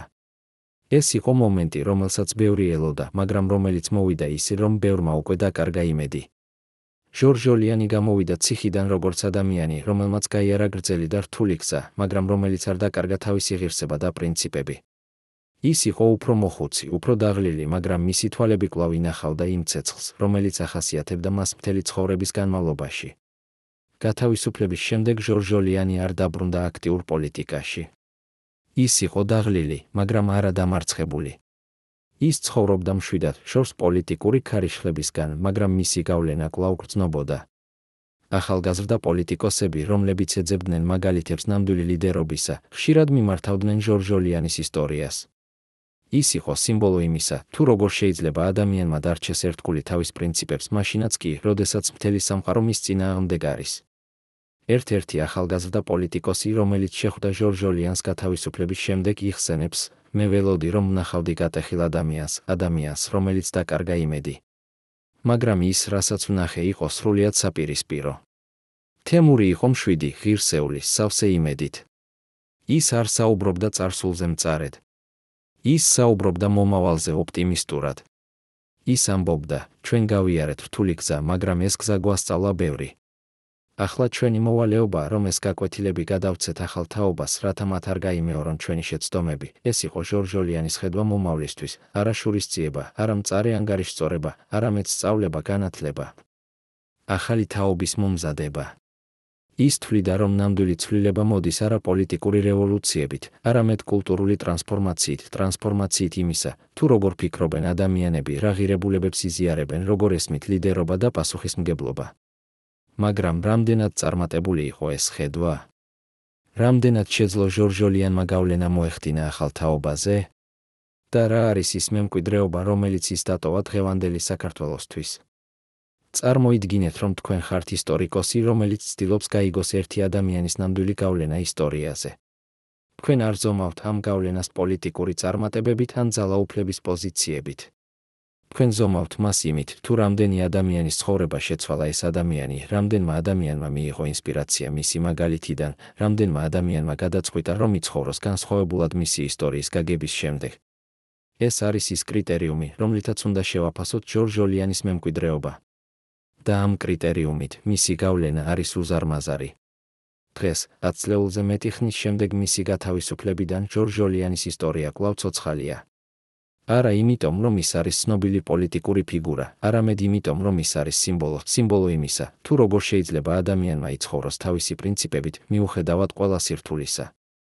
ახალგაზრდა თაობა, რომელიც ახლა ზრდება საქართველოში, ეძებს მაგალითებს ნამდვილი ლიდერობისა და ბევრი მათგანი პოულობს ამ მაგალითს ჟორჟოლიანის ისტორიაში. ერთ-ერთი ახალგაზრდა აქტივისტი, რომელიც მუშაობს სამოქალაქო საზოგადოების ორგანიზაციაში, ამბობს, თემურ ჟორჟოლიანის ისტორია მასწავლა მე, რომ ნამდვილი ლიდერობა არ არის ძალაუფლების ქონა. ნამდვილი ლიდერობა არის პასუხისმგებლობის აღება, პირადი მაგალითის ჩვენება, პრინციპებისადმი ერთგულება. როდესაც მე ვაწყდები რთულ გადაწყვეტილებებს, მე ვფიქრობ, რას გააკეთებდა ჟორჟოლიანი ამ სიტუაციაში. და ეს მეხმარება მივიღო სწორი გადაწყვეტილება. ეს არის ის ტიპის გავლენა, რომელიც ჟორჟოლიანმა მოახდინა, არა პირდაპირი პოლიტიკური გავლენა, არამედ მორალური და ეთიკური გავლენა. ის არ დატოვა დიდი პოლიტიკური პარტია ან მოძრაობა. ის დატოვა რაღაც უფრო მნიშვნელოვანი, მაგალითი ისტორია, ხედვა იმისა, თუ როგორ შეიძლება ადამიანმა იცხოვროს ღირსეულად და პრინციპულად. მაგრამ არის რაღაც სხვა, რაც ხდის ჟორჟოლიანის ისტორიას განსაკუთრებულს. ეს არის ის, რომ ის არ იყო სრულყოფილი. ის აკეთებდა შეცდომებს, ის ჰქონდა სისუსტეები, ის აწყდებოდა დილემებს. მაგრამ ის ყოველთვის ცდილობდა, რომ ყოფილიყო ერთგული თავის პრინციპებს, მიუხედავად ამ სირთულეებისა. და ეს ხდის მას არა მითიურ გმირს, არამედ რეალურ ადამიანს, რომლის მაგალითი შეიძლება გაიმეოროს ნებისმიერმა. ერთ-ერთი ისტორიკოსი, რომელიც სწავლობს საქართველოს თანამედროვე ისტორიას, ამბობს, ჟორჟოლიანის ისტორია არის ისტორია არა წარმატებისა, არამედ ერთგულებისა. ის არ მოიპოვა ძალაუფლება, არ გახდა ცნობილი პოლიტიკური ლიდერი, არ შექმნა დიდი მოძრაობა. მაგრამ ის გააკეთა რაღაც უფრო მნიშვნელოვანი, ის დარჩა ერთგული თავის პრინციპებს მთელი ცხოვრების განმავლობაში. და ეს ერთგულება არის ის, რაც ხდის მას ნამდვილ გმირს. დღეს, როდესაც საქართველო კვლავ აწყდება გამოწვევებს, როდესაც ახალი თაობა ეძებს თავის გზას, ჟორჟოლიანის ისტორია რჩება აქტუალური. ის გვახსენებს, რომ ნამდვილი ცვლილება იწყება არა პოლიტიკური ლოზუნგებით, არამედ პირადი მაგალითით. ის გვახსენებს, რომ ნამდვილი ლიდერობა არ არის ძალაუფლების ძიება, არამედ მსახურება. ის გვახსენებს, რომ ნამდვილი პატრიოტიზმი არ არის სიტყვები, არამედ ქმედება. ჟორჟოლიანის ცხოვრება იყო სერია არჩევანებისა, არჩევანი კაბინეტსა და ფრონტს შორის, არჩევანი კომფორტსა და მოვალეობას შორის, არჩევანი სიტყვებსა და ქმედებას შორის. და ყოველ ჯერზე ის ირჩევდა იმას, რაც მისთვის იყო სწორი, მიუხედავად შედეგებისა. ეს არის ის, რაც ხდის მის ისტორიას განსაკუთრებულს, არა წარმატებები თუ მარცხები, არამედ თანმიმდევრულობა, რომლითაც ის რჩებოდა ერთგული თავის პრინციპებს. მაგრამ რა არის ის ბოლო გაკვეთილი, რომელიც ჟორჟოლიანის ისტორია გვასწავლის? რა არის ის მთავარი მესიჯი, რომელიც ჩვენ უნდა წავიღოთ მისი ცხოვრებიდან? პასუხი არის მარტივი, მაგრამ ღრმა. ყოველი ადამიანი აწყდება არჩევანს მარტივ გზასა და რთულ გზას შორის, არჩევანს კომფორტსა და მოვალეობას შორის, არჩევანს სიტყვებსა და ქმედებას შორის. და ის, თუ როგორ ვიღებთ ამ არჩევანს, განსაზღვრავს არა მხოლოდ ჩვენს ცხოვრებას, არამედ იმ მემკვიდრეობას, რომელსაც ჩვენ დავტოვებთ მომავალი თაობებისთვის. თემურ ჟორჟოლიანის ისტორია არ არის დასრულებული. ის გრძელდება ყოველ ჯერზე, როდესაც ახალგაზრდა ადამიანი ირჩევს პრინციპს კომპრომისის ნაცვლად, როდესაც ლიდერი ირჩევს მსახურებას ძალაუფლების ნაცვლად, როდესაც მოქალაქე ირჩევს ქმედებას სიტყვების ნაცვლად. ეს არის მემკვიდრეობა, რომელიც არასოდეს მოძველდება, იმიტომ რომ ის ეფუძნება იმ ღირებულებებს, რომლებიც არასოდეს კარგავს თავის მნიშვნელობას, ღირსებას, პრინციპულობას, პირადი მაგალითით ლიდერობას.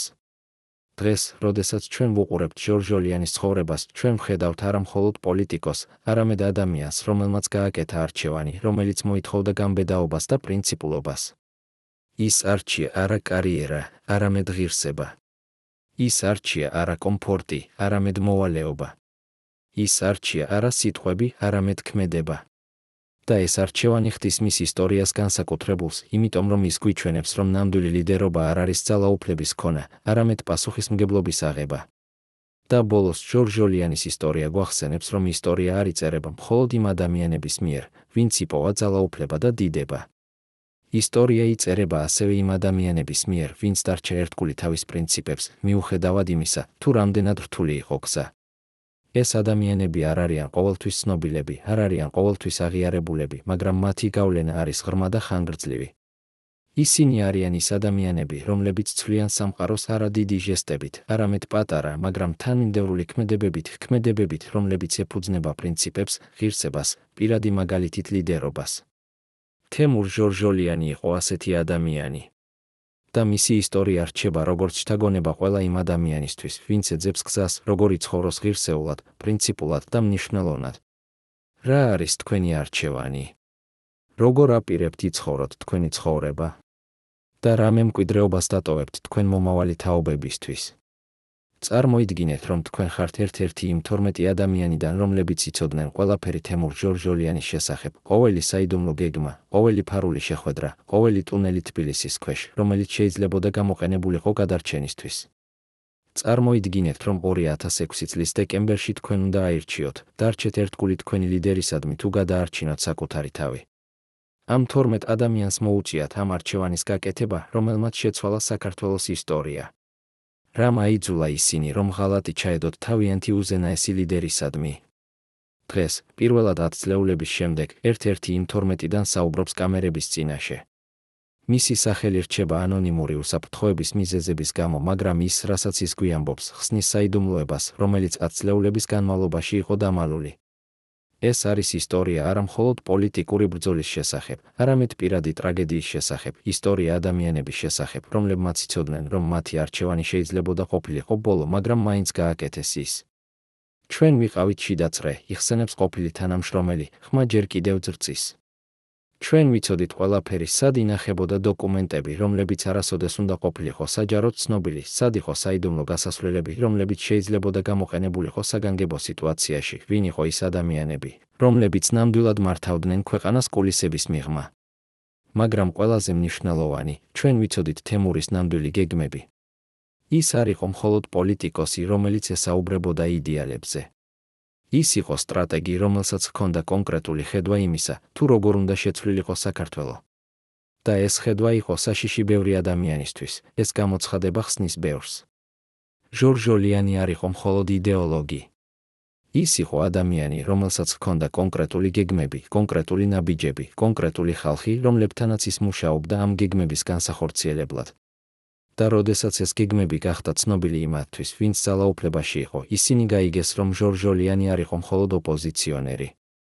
ის იყო რეალური საფრთხე მათი ძალაუფლებისთვის. მაგრამ რა იყო ეს გეგმები? რას აპირებდა ჟორჟოლიანი? ყოფილი თანამშრომელი აგრძელებს, თემურს ჰქონდა ხედვა საქართველოსთვის, რომელიც ეფუძნებოდა არა პარტიულ ინტერესებს, არამედ ეროვნულ ინტერესებს. ის თვლიდა, რომ ქვეყანა უნდა ყოფილიყო ძლიერი, დამოუკიდებელი და რაც მთავარია, ღირსეული.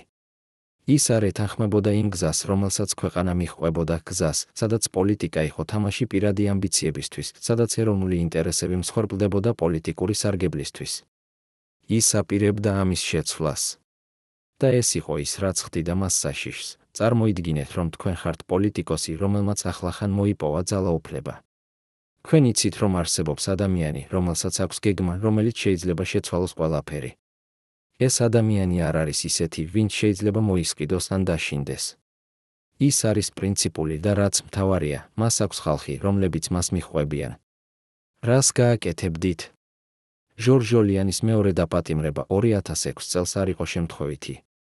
ეს იყო გათვლილი ნაბიჯი იმისთვის, რომ შეეჩერებინათ ის, რასაც ის აპირებდა. მაგრამ რა ხდებოდა იმ დღეებში ჟორჟ ჟოლიანის პირად ცხოვრებაში? როგორ ემზადებოდა ის იმისთვის, რაც მოდიოდა? ყოფილი მცველი, რომელიც იყო მასთან ბოლო დღეებში თავისუფლებაში იხსენებს, თემური იცოდა, რომ ისინი მოვიდოდნენ. ის არ ცდილობდა გაქცევას, არ ცდილობდა დამალვას. ის უბრალოდ ემზადებოდა. ის ალაგებდა თავის საქმეებს, ხვდებოდა ადამიანებს, რომლებსაც უნდოდა ბოლოჯერ ენახა, წერდა წერილებს, რომლებიც უნდა გადაეცათ კონკრეტულ ადამიანებს მისი დაპატიმრების შემდეგ. ის იყო მშვიდი, თითქოს უკვე მიეღო ეს გადაწყვეტილება და ელოდა მის განხორციელებას. ეს მშვიდობა ადამიანისა, რომელმაც იცის, რომ მოდის რთული დრო, მაგრამ რომელიც მზად არის მისთვის იყო ჟორჟ ჟოლიანის ხასიათის განმსაზღვრელი თვისება. ის არ იყო ადამიანი, რომელიც ებრძოდა გარდაუვალს. ის იყო ადამიანი, რომელიც იღებდა გარდაუვალს ღირსეულად და ემზადებოდა იმისთვის, რომ გაეძლო მას საუკეთესოდ, როგორც შეეძლო. ორტაჭალას ციხეში, სადაც ჟორჟ ჟოლიანი კვლავ აღმოჩნდა 2006 წელს, პირობები იყო უფრო რთული, ვიდრე პირველ ჯერზე. ის იყო უფრო იზოლირებული, უფრო შეზღუდული თავის კონტაქტებში, უფრო კონტროლირებული. მაგრამ მისი სული რჩებოდა ურყევი. ერთ-ერთი ყოფილი ციხის თანამშრომელი, რომელიც მუშაობდა იქ იმ პერიოდში იხსენებს, თემური იყო განსხვავებული ყველა სხვა პატიმრისგან. ის არ რჩიოდა, არ ითხოვდა სპეციალურ მოპყრობას, არ ცდილობდა გამოიყენოს თავისი წარსული სტატუსი. ის უბრალოდ ცხოვრობდა ღირსეულად დღითი დღე, თითქოს ციხე იყო მხოლოდ კიდევ ერთი ადგილი, სადაც ის უნდა ყოფილიყო ერთგული თავის პრინციპებს, ციხეში გატარებულმა წლებმა ჟორჟ ჟოლიანს მისცა დრო ღრმა ანალიზისთვის. ის წერდა ჩანაწერებს, რომლებიც შემდგომში გახდა მისი ინტელექტუალური მემკვიდრეობის ნაწილი. ამ ჩანაწერებში ის საუბრობდა არა მხოლოდ პოლიტიკაზე, არამედ ადამიანის ბუნებაზე, ძალაუფლების ფსიქოლოგიაზე, იმაზე, თუ როგორ იცვლება საზოგადოება და როგორ შეიძლება ეს ცვლილება იყოს მართული სწორი მიმართულებით. ერთ-ერთ ჩანაწერში ის წერს, ციხე არის ადგილი, სადაც შენ ხედავ სამყაროს განსხვავებული პერსპექტივიდან. აქ არ არის ყოველდღიური ხმაური, არ არის პოლიტიკური თამაშები, არ არის ილუზიები. აქ არის მხოლოდ დრო და აზრი. და ამ დროში შენ შეგიძლია გაიგო რა არის ნამდვილად მნიშვნელოვანი, რა არის დროებითი, რა არის ღირებული იმისა, რომ იბრძოლო მისთვის. ეს ფილოსოფიური მიდგომა ციხის ცხოვრებისადმი იყო ჟორჟ ჟოლიანის გზა გადარჩენისა.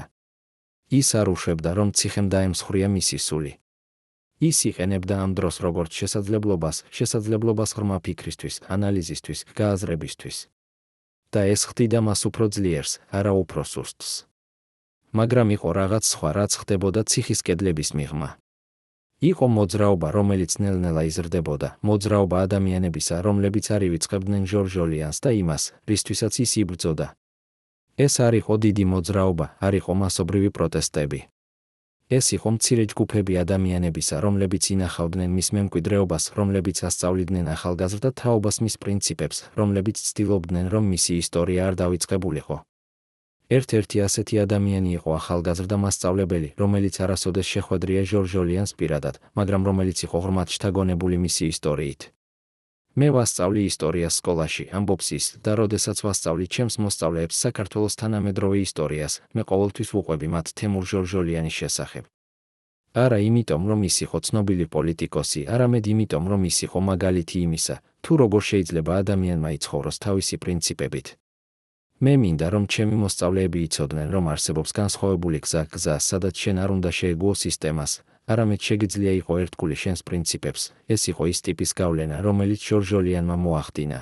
არა პირდაპირი პოლიტიკური გავლენა, არამედ მორალური და ეთიკური გავლენა. ის არ დატოვა დიდი პოლიტიკური პარტია ან მოძრაობა. ის დატოვა რაღაც უფრო მნიშვნელოვანი, მაგალითი ისტორია, ხედვა იმისა, თუ როგორ შეიძლება ადამიანმა იცხოვროს ღირსეულად და პრინციპულად. 2012 წლის 10 ნოემბერს ჟორჟ ჟოლიანი საბოლოოდ გათავისუფლდა. ეს იყო მომენტი, რომელსაც ბევრი ელოდა, მაგრამ რომელიც მოვიდა ისე, რომ ბევრმა უკვე დაკარგა იმედი. ჟორჟ ჟოლიანი გამოვიდა ციხიდან როგორც ადამიანი, რომელმაც გაიარა გრძელი და რთული გზა, მაგრამ რომელიც არ დაკარგა თავისი ღირსება და პრინციპები. ის იყო უფრო მოხუცი, უფრო დაღლილი, მაგრამ მისი თვალები კვლავ ინახავდა იმ ცეცხლს, რომელიც ახასიათებდა მას მთელი ცხოვრების განმავლობაში. გათავისუფლების შემდეგ ჟორჟოლიანი არ დაბრუნდა აქტიურ პოლიტიკაში. ის იყო დაღლილი, მაგრამ არა დამარცხებული. ის ცხოვრობდა მშვიდად, შორს პოლიტიკური ქარიშხლებისგან, მაგრამ მისი გავლენა კვლავ გრძნობოდა. ახალგაზრდა პოლიტიკოსები, რომლებიც ეძებდნენ მაგალითებს ნამდვილი ლიდერობისა, ხშირად მიმართავდნენ ჟორჟოლიანის ისტორიას. ის იყო სიმბოლო იმისა, თუ როგორ შეიძლება ადამიანმა დარჩეს ერთგული თავის პრინციპებს, მაშინაც კი, როდესაც მთელი სამყარო მის წინააღმდეგ არის. რა არის ის გაკვეთილი, რომელიც ჟორჟოლიანის ისტორია გვასწავლის? რა არის ის მთავარი მესიჯი, რომელიც ჩვენ უნდა წავიღოთ მისი ცხოვრებიდან? პასუხი არის მარტივი, მაგრამ ღრმა. ყოველი ადამიანი აწყდება არჩევანს მარტივ გზასა და რთულ გზას შორის, არჩევანს კომფორტსა და მოვალეობას შორის, არჩევანს სიტყვებსა და ქმედებას შორის. და ის, თუ როგორ ვიღებთ ამ არჩევანს, განსაზღვრავს არა მხოლოდ ჩვენს ცხოვრებას, არამედ იმ მემკვიდრეობას, რომელსაც ჩვენ დავტოვებთ მომავალი თაობებისთვის. თბილისის ქვეშ არსებობდა ტუნელები და ბუნკერები, რომლებიც ოფიციალურ არქიტექტორებსაც კი არ იცოდნენ დღემდე. ვინ ააშენა ისინი საიდუმლოდ? სად მიჰყავდა ეს ტუნელები? და რატომ რეჟიმის ბოლო დღეებში ახლო თანამშრომლები ამოწმებდნენ პირადად ამ ევაკუაციის მარშრუტებს ყოველ ღამე? პირადმა დაცვამ შეინარჩუნა ეს საიდუმლოებები 30-ზე მეტი წლის განმავლობაში, მაგრამ დღეს ისინი საუბრობენ პირველად.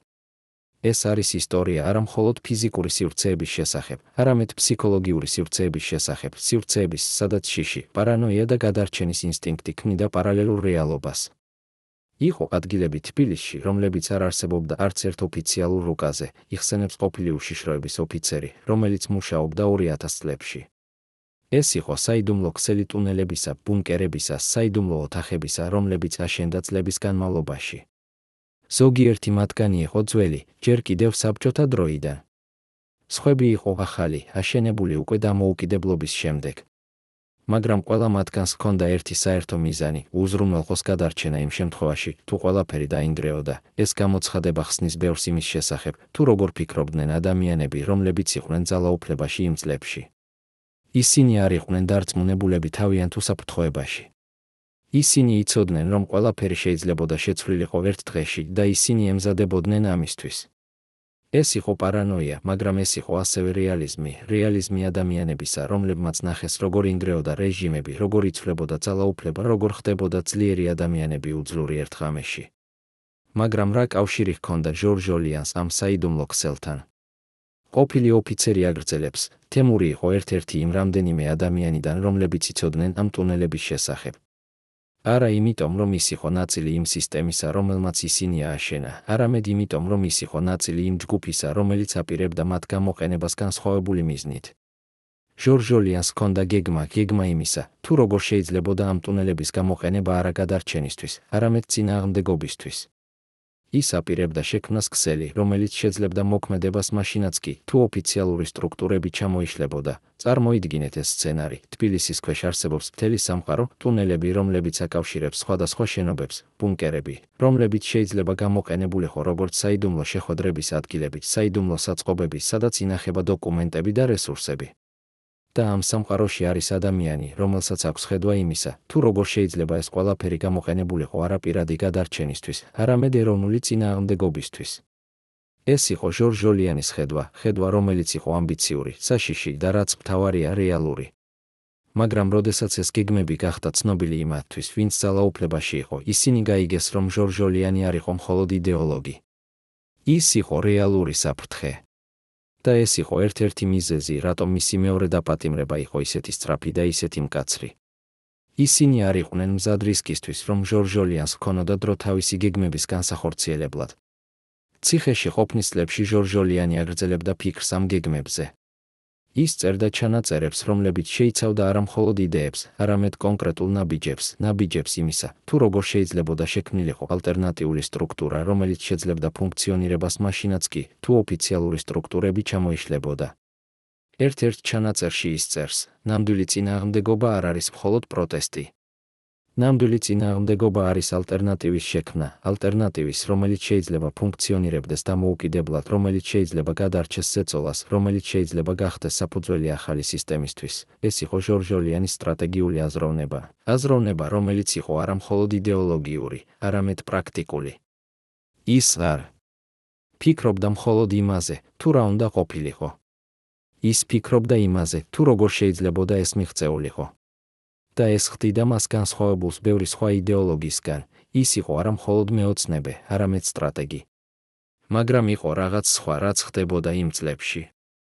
იყო ნელი, მაგრამ მდგრადი პროცესი, რომლის დროსაც ჟორჟოლიანის იდეები ვრცელდებოდა, მისი ხედვა გადაეცემოდა ახალ თაობას, მისი მაგალითი ხდებოდა ინსპირაციის წყარო. ეს არ იყო მასობრივი მოძრაობა, არ იყო დიდი ორგანიზაცია. ეს იყო ქსელი ადამიანებისა, რომლებიც იზიარებდნენ მის ხედვას, რომლებიც მუშაობდნენ მის იდეების განსახორციელებლად, რომლებიც ინახავდნენ მის მემკვიდრეობას. ერთ-ერთი ასეთი ადამიანი იყო ახალგაზრდა ინჟინერი, რომელიც შეხვდა ჟორჟოლიანს ციხეში მოკლე ვიზიტის დროს. მე ვიყავი იქ მხოლოდ 1 საათი, იხსენებს ის, მაგრამ ეს 1 საათი შეცვალა ჩემი ცხოვრება. თემური არ საუბრობდა პოლიტიკაზე. ის საუბრობდა სისტემებზე, რომლებიც შეიძლება იყოს რეზისტენტული, რომლებიც შეიძლება გადარჩეს კრიზისს, რომლებიც შეიძლება ფუნქციონირებდეს დამოუკიდებლად. ის საუბრობდა როგორც ინჟინერი, არა როგორც პოლიტიკოსი. და ეს იყო ის, რაც მე მომხიბლა. მე გავიგე, რომ პოლიტიკა არ არის მხოლოდ იდეოლოგია. პოლიტიკა არის ასევე ინჟინერია სოციალური სისტემებისა. ეს იყო ჟორჟოლიანის უნიკალური მიდგომა, რომელიც აერთიანებდა იდეოლოგიას და პრაქტიკულობას, ხედვას და სტრატეგიას, ოცნებას და რეალიზმს. ის არ იყო ადამიანი, რომელიც ცხოვრობდა მხოლოდ იდეალებში. ის იყო ადამიანი, რომელიც ცდილობდა ამ იდეალების პრაქტიკულ რეალობად გადაქცევას. გათავისუფლების შემდეგ ჟორჟოლიანი არ დაბრუნდა აქტიურ პოლიტიკაში, მაგრამ ის არ შეწყვიტა მუშაობა. ის აგრძელებდა წერას, აგრძელებდა ფიქრს, აგრძელებდა იმ ქსელის განვითარებას, რომელიც იყო მისი ხედვის ნაწილი. ის ხვდებოდა ახალგაზრდა ადამიანებს, რომლებიც ეძებდნენ მიმართულებას, რომლებიც ეძებდნენ მაგალითს, რომლებიც ეძებდნენ გზას, როგორ შეეძლოთ წვლილი შეტანა თავიანთი ქვეყნის მომავალში. ერთ-ერთი ასეთი შეხვედრა იყო განსაკუთრებით მნიშვნელოვანი. ეს იყო შეხვედრა ჯგუფ ახალგაზრდა აქტივისტებთან, რომლებიც მუშაობდნენ სამოქალაქო საზოგადოების განვითარებაზე.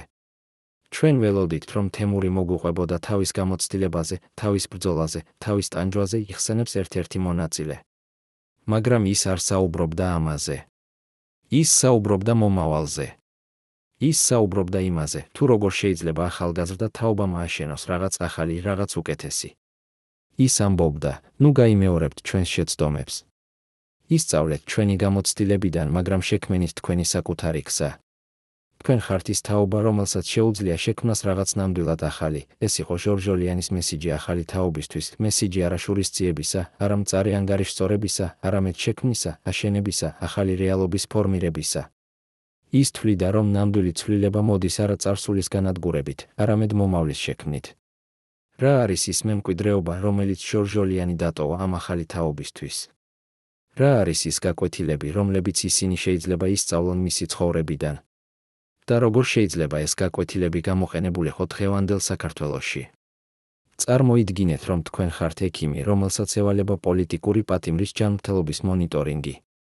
თქვენ ხედავთ, როგორ უარესდება მისი მდგომარეობა, როგორ ზიანს აყენებს მას ციხის პირობები, როგორ ნელ-ნელა ქრება მისი ფიზიკური ძალა. მაგრამ თქვენ ასევე ხედავთ რაღაც სხვას, ხედავთ, როგორ ინარჩუნებს ეს ადამიანი თავის სულიერ ძალას, როგორ არ კარგავს იმედს, როგორ აგრძელებს ბრძოლას მაშინაც კი, როდესაც მისი სხეული უკვე აღარ ემორჩილება. ეს არის ის, რასაც ხედავდნენ ექიმები, რომლებიც მუშაობდნენ პორტაჭალას ციხეში ჟორჟოლიანის პატიმრობის წლებში.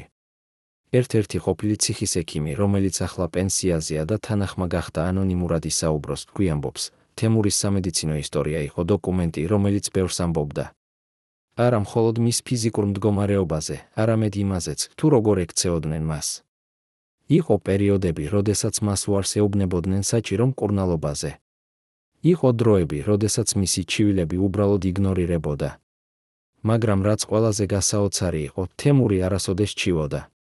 ის იღებდა ყველაფერს ღირსეულად, თითქოს ეს იყო მხოლოდ კიდევ ერთი გამოცდა, რომელიც უნდა გაევლო. ეს მოწმობა ავლენს ჟორჟოლიანის ხასიათის კიდევ ერთ ასპექტს, მის უნარს, რომ გაეძლო ფიზიკურ და ფსიქოლოგიურ ზეწოლას მოსვენების გარეშე. ის არ იყო ადამიანი, რომელიც ეძებდა თანაგრძნობას ან შეწყალებას. ის იყო ადამიანი, რომელიც თვლიდა, რომ ტანჯვა იყო ნაწილი იმ გზისა, რომელიც მან აირჩია და რომ ამ ტანჯვის აღიარება იყო მისი პასუხისმგებლობა. მაგრამ რა ხდებოდა მის სხეულთან იმ წლებში? როგორ აისახებოდა ციხის ცხოვრება მის ჯანმრთელობაზე? ექიმი აგრძელებს, ციხის პირობები იყო რთული. არასაკმარისი კვება, არასაკმარისი სამედიცინო მოვლა, მუდმივი სტრესი. ყველაფერი ეს აისახებოდა ჯანმრთელობაზე. თემურს ჰქონდა პრობლემები გულთან, ჰქონდა პრობლემები ზურგთან, ჰქონდა პრობლემები ძილთან. მაგრამ ის არასოდეს არ ითხოვდა სპეციალურ მოპყრობას. ის იღებდა იმას, რასაც ყველა სხვა პატიმარი იღებდა და არჩივოდა. ეს ღირსება ტანჯვაში, ღირსება სირთულეში, ღირსება დაქვეითებაში იყო ჟორჟოლიანის განმსაზღვრელი თვისება. ის არ იყო ადამიანი, რომელიც ეძებდა მარტივ გზას. ის იყო ადამიანი, რომელიც თვლიდა, რომ ღირსება არის არა ის, რასაც შენ ამბობ, არამედ ის, როგორ იქცევი, როდესაც ყველაფერი შენს წინააღმდეგ არის. მაგრამ იყო რაღაც სხვა, რაც ხდებოდა იმ წლებში. იყო ნელი, მაგრამ მდგრადი პროცესი, რომლის დროსაც ჟორჟოლიანის ფიზიკური ძალა ქრებოდა, მაგრამ მისი სულიერი გავლენა იზრდებოდა. რაც უფრო მეტი დრო გადიოდა, მით უფრო მეტი ადამიანი იგებდა მის ისტორიას, მით უფრო მეტი ადამიანი იღებდა ინსპირაციას მისი მაგალითიდან. ერთ-ერთი ახალგაზრდა ჟურნალისტი, რომელიც ცდილობდა გაეშუქებინა ჟორჟოლიანის საქმე, იხსენებს, 2010 წელს მე ვცადე მოვეწყო ინტერვიუ თემურთან ციხეში. მე მქონდა ოფიციალური ნებართვა, მაგრამ როდესაც მივედი ციხეში, მითხრეს, რომ ჟორჟოლიანი არ იყო მზად ინტერვიუსთვის. მე ვიცოდი, რომ ეს არ იყო მართალი. მე ვიცოდი, რომ ის ყოველთვის იყო მზად საუბრისთვის. მაგრამ ვიღაც არ იყო მზად, რომ ის ესაუბრა. ვიღაც ეშინოდა იმისა, რასაც ის შეიძლებოდა ეთქვა, ეს შიში იმისა, რასაც ჟორჟოლიანი შეიძლებოდა ეთქვა, იყო მუდმივი თემა მთელი მისი პატიმრობის განმავლობაში. ის არ იყო მხოლოდ პოლიტიკური პატიმარი. ის იყო ადამიანი, რომელსაც ჰქონდა ცოდნა, გამოცდილება, ხედვა, რომელიც შეიძლებოდა ყოფილიყო საშიში იმათთვის, ვინც ძალაუფლებაში იყო. და ეს ხდიდა მას არა მხოლოდ პატიმარს, არამედ საფრთხეს. მაგრამ ჟორჟოლიანი არ იყო მარტო თავის ბრძოლაში. იყვნენ ადამიანები, რომლებიც აგრძელებდნენ მის მხარდაჭერას, რომლებიც ცდილობდნენ მის გათავისუფლებას, რომლებიც ინახავდნენ მის მემკვიდრეობას. ერთ-ერთი ასეთი ადამიანი იყო ყოფილი თანამებრძოლი, რომელიც იყო ჟორჟოლიანთან ერთად ფრონტზე. მე არასოდეს დავივიწყებ იმას, რასაც თემურმა გააკეთა ჩვენთვის ომში, ამბობს ის. ის არ იყო მხოლოდ ლიდერი. ის იყო მეგობარი, ძმა, მასწავლებელი. და როდესაც ის დააპატიმრეს, მე ვიცოდი, რომ ჩემი მოვალეობა იყო არ დამევიწყებინა ის, არ დამეტოვებინა ის. მე ვაგრძელებდი ბრძოლას მისი გათავისუფლებისთვის, იმიტომ რომ ვიცოდი, რომ ეს იყო ის, რასაც ის გააკეთებდა ჩემთვის, ეს ერთგულება იმ ადამიანების მხრიდან, რომლებიც იცნობდნენ ჟორჟოლიანს პირადად, იყო ის, რაც ინარჩუნებდა მის ისტორიას ცოცხალს. ისინი არ იყვნენ დიდი რაოდენობით, მაგრამ ისინი იყვნენ ერთგულები და მტკიცე. ისინი ყვებოდნენ მის შესახებ, ინახავდნენ მის ჩანაწერებს, ავრცელებდნენ მის იდეებს. და ნელ-ნელა ეს მცირე ჯგუფი იზრდებოდა, როგორც უფრო მეტი ადამიანი იგებდა ჟორჟოლიანის ისტორიას და იწყებდა მისი პრინციპების გაზიარებას. 2012 წლის 10 ნოემბერს ჟორჟოლიანი საბოლოოდ გათავისუფლდა. ეს იყო მომენტი, რომელსაც ბევრი ელოდა, მაგრამ რომელიც მოვიდა ისე, რომ ბევრმა უკვე დაკარგა იმედი. ჟორჟოლიანი გამოვიდა ციხიდან როგორც ადამიანი, რომელმაც გაიარა გრძელი და რთული გზა, მაგრამ რომელიც არ დაკარგა თავისი ღირსება და პრინციპები. ის იყო უფრო მოხუცი, უფრო დაღლილი, მაგრამ მისი თვალები კვლავ ინახავდა იმ ცეცხლს, რომელიც ახასიათებდა მას მთელი ცხოვრების განმავლობაში. გათავისუფლების შემდეგ ჟორჟოლიანი არ დაბრუნდა აქტიურ პოლიტიკაში. ის იყო დაღლილი, მაგრამ არა დამარცხებული. ის ცხოვრობდა მშვიდად, შორს პოლიტიკური ქარიშხლებისგან, მაგრამ მისი გავლენა კვლავ გრძნობოდა. ახალგაზრდა პოლიტიკოსები, რომლებიც ეძებდნენ მაგალითებს ნამდვილი ლიდერობისა, ხშირად მიმართავდნენ ჟორჟოლიანის ისტორიას.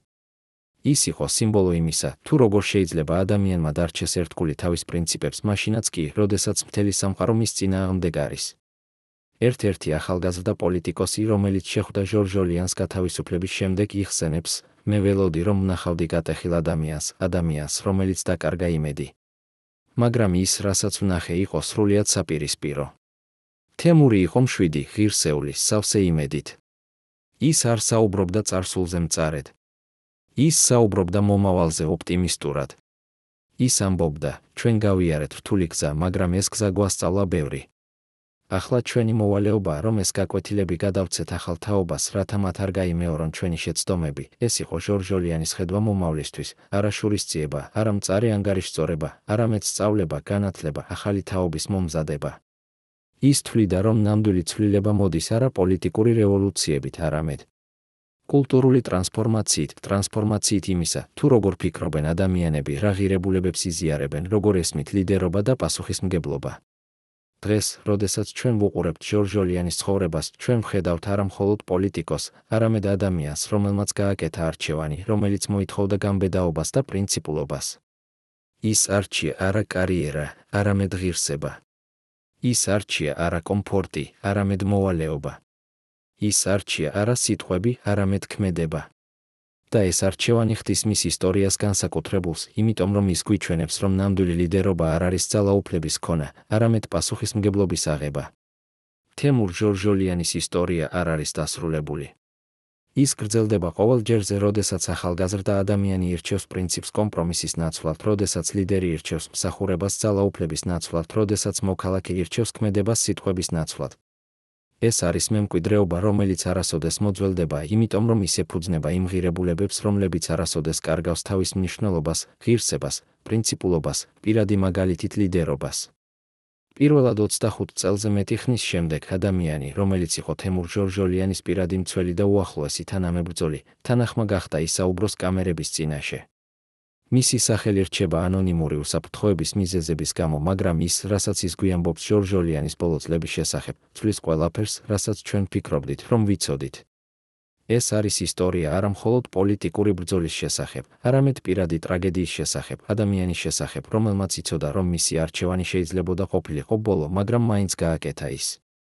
როდესაც ჟორჟოლიანი გათავისუფლდა 2012 წელს, მან აღმოაჩინა, რომ საქართველო კვლავ იყო გზაჯვარედინზე, კვლავ ეძებდა თავის იდენტობას, კვლავ იბრძოდა იმ დემონებთან, რომლებიც არასოდეს სრულად არ დამარცხებულა. მაგრამ რაღაც შეიცვალა, ახალი თაობა იზრდებოდა, თაობა, რომელიც არ იცნობდა საბჭოთა კავშირს, არ იცნობდა იმ ქაოსს, რომელშიც ჟორჟოლიანი იბრძოდა, მაგრამ რომელიც ეძებდა მაგალითებს, ეძებდა გზას, როგორ ეცხოვრა ღირსეულად და პრინციპულად.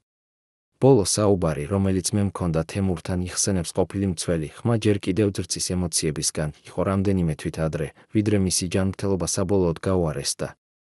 ჩვენ ვიყავით მის ბინაში თბილისში და ის მითხრა რაღაც, რაც მე არასოდეს დამავიწყდება. მან თქვა, ყველაფერი, რისთვისაც ვიბრძოდი, არ იყო ამაო. არა იმიტომ, რომ მე მივაღწიე ჩემს მიზნებს, არამედ იმიტომ, რომ მე ვაჩვენე, რომ შესაძლებელია იცხოვრო განსხვავებულად. ეს არის ის, რაც რჩება, არა შედეგები, არამედ მაგალითი.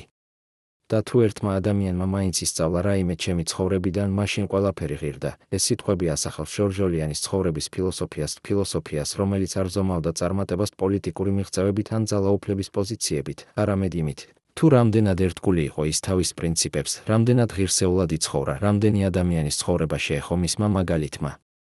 ეს იყო განსხვავებული გზა წარმატების გაზომვისა, გზა, რომელიც არ ეფუძნებოდა გარეგან მიღწევებს, არამედ შინაგან თანმიმდევრულობას. მაგრამ რა ხდებოდა იმ ბოლო წლებში? როგორ ატარებდა ჟორჟოლიანი თავის დროს? ყოფილი მცველი აგრძელებს, თემური არ იყო უმოქმედო.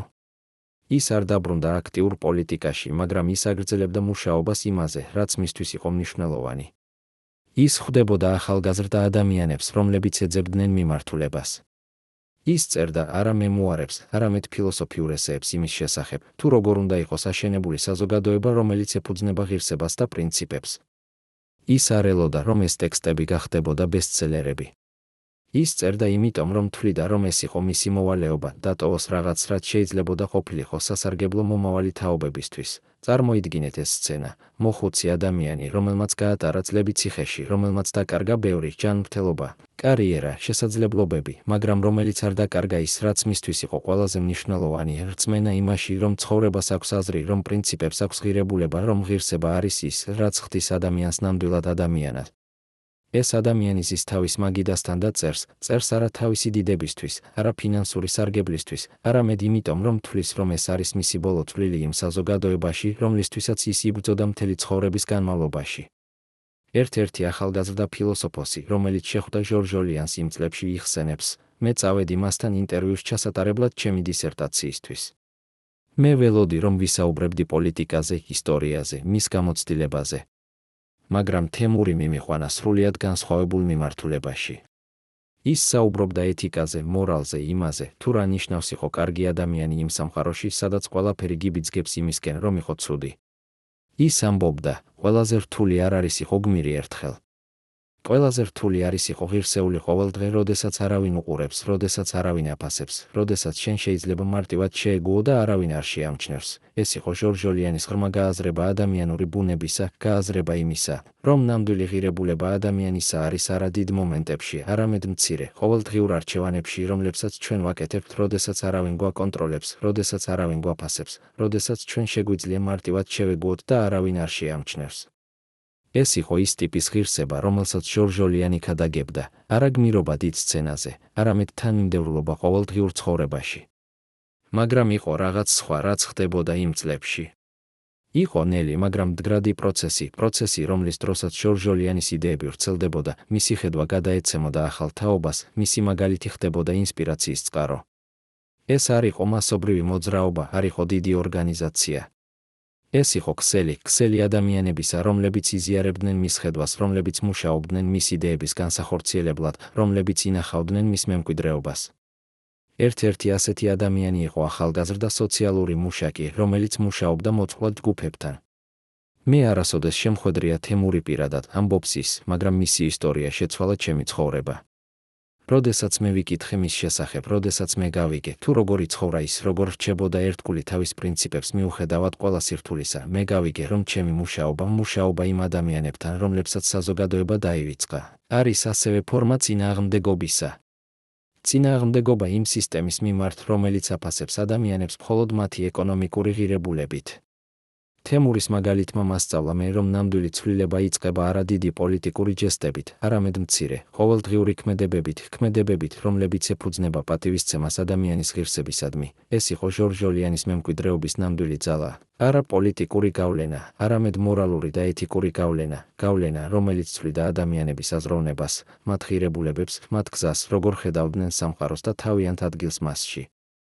ეს იყო ის ტიპის გავლენა, რომელიც არ იზომება არჩევნების შედეგებით ან პოლიტიკური პოზიციებით, მაგრამ რომელიც არის ღრმა და ხანგრძლივი. ჟორჟოლიანის ბოლო წლები იყო წლები რეფლექსიისა და გადაცემისა. ის არ ცდილობდა დაბრუნებულიყო პოლიტიკურ სცენაზე, არ ცდილობდა აღედგინა თავისი ძველი პოზიცია. ის ცხოვრობდა მშვიდად, მაგრამ არა უმოქმედოდ. ის აგრძელებდა იმის კეთებას, რაც მისთვის იყო ყველაზე მნიშვნელოვანი, ხალხის განათლებას, იდეების გავრცელებას, მაგალითის ჩვენებას. ერთ-ერთი ყოფილი თანამებრძოლი, რომელიც რეგულარულად სტუმრობდა ჟორჟოლიანს იმ წლებში იხსენებს, თემური არ იყო მწარე. ის არჩიოდა იმაზე, რასაც დაკარგა, არ ბრაზობდა იმაზე, თუ როგორ მოექცნენ მას. ის საუბრობდა მომავალზე, არა წარსულზე. ის ამბობდა, ჩვენ არ შეგვიძლია შევცვალოთ ის, რაც მოხდა. მაგრამ ჩვენ შეგვიძლია ვიმოქმედოთ იმაზე, რაც მოხდება. და ეს არის ჩვენი პასუხისმგებლობა, არა ვიტირდეთ წარსულზე, არამედ ვაშენოთ მომავალი, ეს პოზიტიური მიდგომა, რომელიც იყო ორიენტირებული მომავალზე, არა წარსულზე, იყო ჟორჟოლიანის ძალის წყარო იმ ბოლო წლებში. ის არ უშვებდა, რომ წარსულის ტანჯვამ დაემსხვრია მისი სული. ის იყენებდა ამ გამოცდილებას როგორც გაკვეთილს, როგორც საფუძველს, რომელზეც შეეძლო ააშენოს რაღაც ახალი, რაღაც უკეთესი. რა არის ის გაკვეთილი, რომელიც ჟორჟოლიანის ბოლო წლები გვასწავლის? რა არის ის მთავარი მესიჯი, რომელიც ჩვენ უნდა წავიღოთ მისი ცხოვრებიდან? პასუხი არის მარტივი, მაგრამ ღრმა, ნამდვილი ღირებულება ადამიანისა არის არა ის, რასაც ის აღწევს, არამედ ის, როგორ ის რჩება ერთგული თავის პრინციპებს მიუხედავად ყველა სირთულისა. ეს არის ის, რაც განსაზღვრავს ადამიანის ნამდვილ სიდიადეს, არა გარეგანი მიღწევები, არამედ შინაგანი თანმიმდევრულობა. გაიფიქრეთ ბოლო ადამიანზე, რომელსაც სრული ნდობა გქონდათ. ახლა წარმოიდგინეთ, რომ ეს ადამიანი გღალატობთ თქვენი ცხოვრების ყველაზე რთულ მომენტში. ასე მოხდა თემურ ჟორჟოლიანთან. ადამიანი მისი შიდა წრიდან, ადამიანი, რომელსაც ის ენდობოდა უპირობოდ, გახდა ის, ვინც საბოლოოდ გაანადგურა მისი ბოლო პოლიტიკური გეგმები. ყოფილი უშიშროების თანამშრომლები იცნობენ ამ ისტორიას. ისინი ინახავდნენ დუმილს 30 წელზე მეტი ხნის განმავლობაში. დღეს, პირველად ისინი საუბრობენ ნამდვილ ჭეშმარიტებაზე უდიდესი ღალატის შესახებ თანამედროვე საქართველოს ისტორიაში. ეს არის ისტორია არა მხოლოდ პოლიტიკური. ინტრიგის შესახებ, არამედ ადამიანური სისუსტის შესახებ, იმის შესახებ, თუ როგორ შიში და ამბიცია შეიძლება გადალახოს ერთგულება და პრინციპები. იყო ადამიანი, იხსენებს ყოფილი უშიშროების ოფიცერი, რომელიც მუშაობდა 2000 წლებში, რომელიც იყო ჟორჟოლიანის უახლოესი თანამშრომელი. ეს ადამიანი იცოდა ყველაფერი, ყველა გეგმა, ყველა კონტაქტი, ყველა საიდუმლო. თემური ენდობოდა მას უპირობოდ. მაგრამ ეს ადამიანი ჰქონდა თავისი ამბიციები, თავისი შიშები, თავისი სისუსტეები. და როდესაც მას შესთავაზეს არჩევანი, ან ღალატი ჟორჟოლიანისადმი და მიღება იმისა, რასაც ის ყოველთვის ოცნებობდა, ან ერთგულება და დაკარგვა ყველაფრისა, მან აირჩია პირველი. ეს გამოცხადება ხსნის ბევრს იმის შესახებ, თუ რატომ ჩაიშალა ჟორჟოლიანის ბოლო პოლიტიკური გეგმები. ეს არ იყო მხოლოდ გარე ზეწოლა, არ იყო მხოლოდ სისტემის ძალა. ეს იყო ასევე შიდა ღალატი ადამიანისგან, რომელსაც ჟორჟოლიანი თვლიდა თავის ძმად, თავის მეგობრად, თავის თანამებრძოლად. მაგრამ ვინ იყო ეს ადამიანი? რატომ გააკეთა მან ეს? ყოფილი ოფიცერი აგრძელებს, მე არ შემიძლია დავასახელო მისი სახელი, იმიტომ რომ ის ჯერ კიდევ ცოცხალია და ჯერ კიდევ არის გავლენიან პოზიციაზე. მაგრამ მე შემიძლია გითხრათ, რატომ გააკეთა მან ეს. ის იყო ადამიანი, რომელსაც ყოველთვის ჰქონდა ამბიციები, მაგრამ რომელიც ყოველთვის იყო ჟორჟოლიანის ჭრდილში. ის იყო ძლიერი, ჭკვიანი, შესაძლებლობების მქონე, მაგრამ ის არასოდეს იყო პირველი. ის ყოველთვის იყო მეორე. და ეს ჭამდა მას შიგნიდან.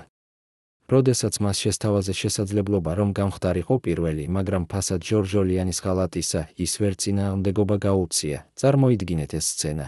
ადამიანი, რომელიც წლების განმავლობაში იყო ერთგული, რომელიც იბრძოდა გვერდიგვერდ ჟორჟოლიანთან, რომელიც იზიარებდა მის ხედვას და მის პრინციპებს, ცის ოთახში და უსმენს წინადადებას, რომელიც შეცვლის მის ცხოვრებას, მაგრამ რომელიც მოითხოვს ღალატს.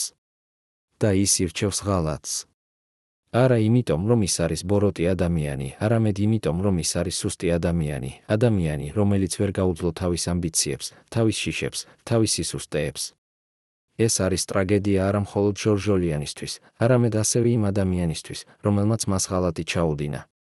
იმიტომ რომ ღალატმა მას მისცა ის, რასაც ის ოცნებობდა, ძალაუფლება, პოზიცია, აღიარება, მაგრამ ამავე დროს წაართვა ის, რაც მისთვის იყო ყველაზე ღირებული, ღირსება, პატივი, შინაგანი მშვიდობა.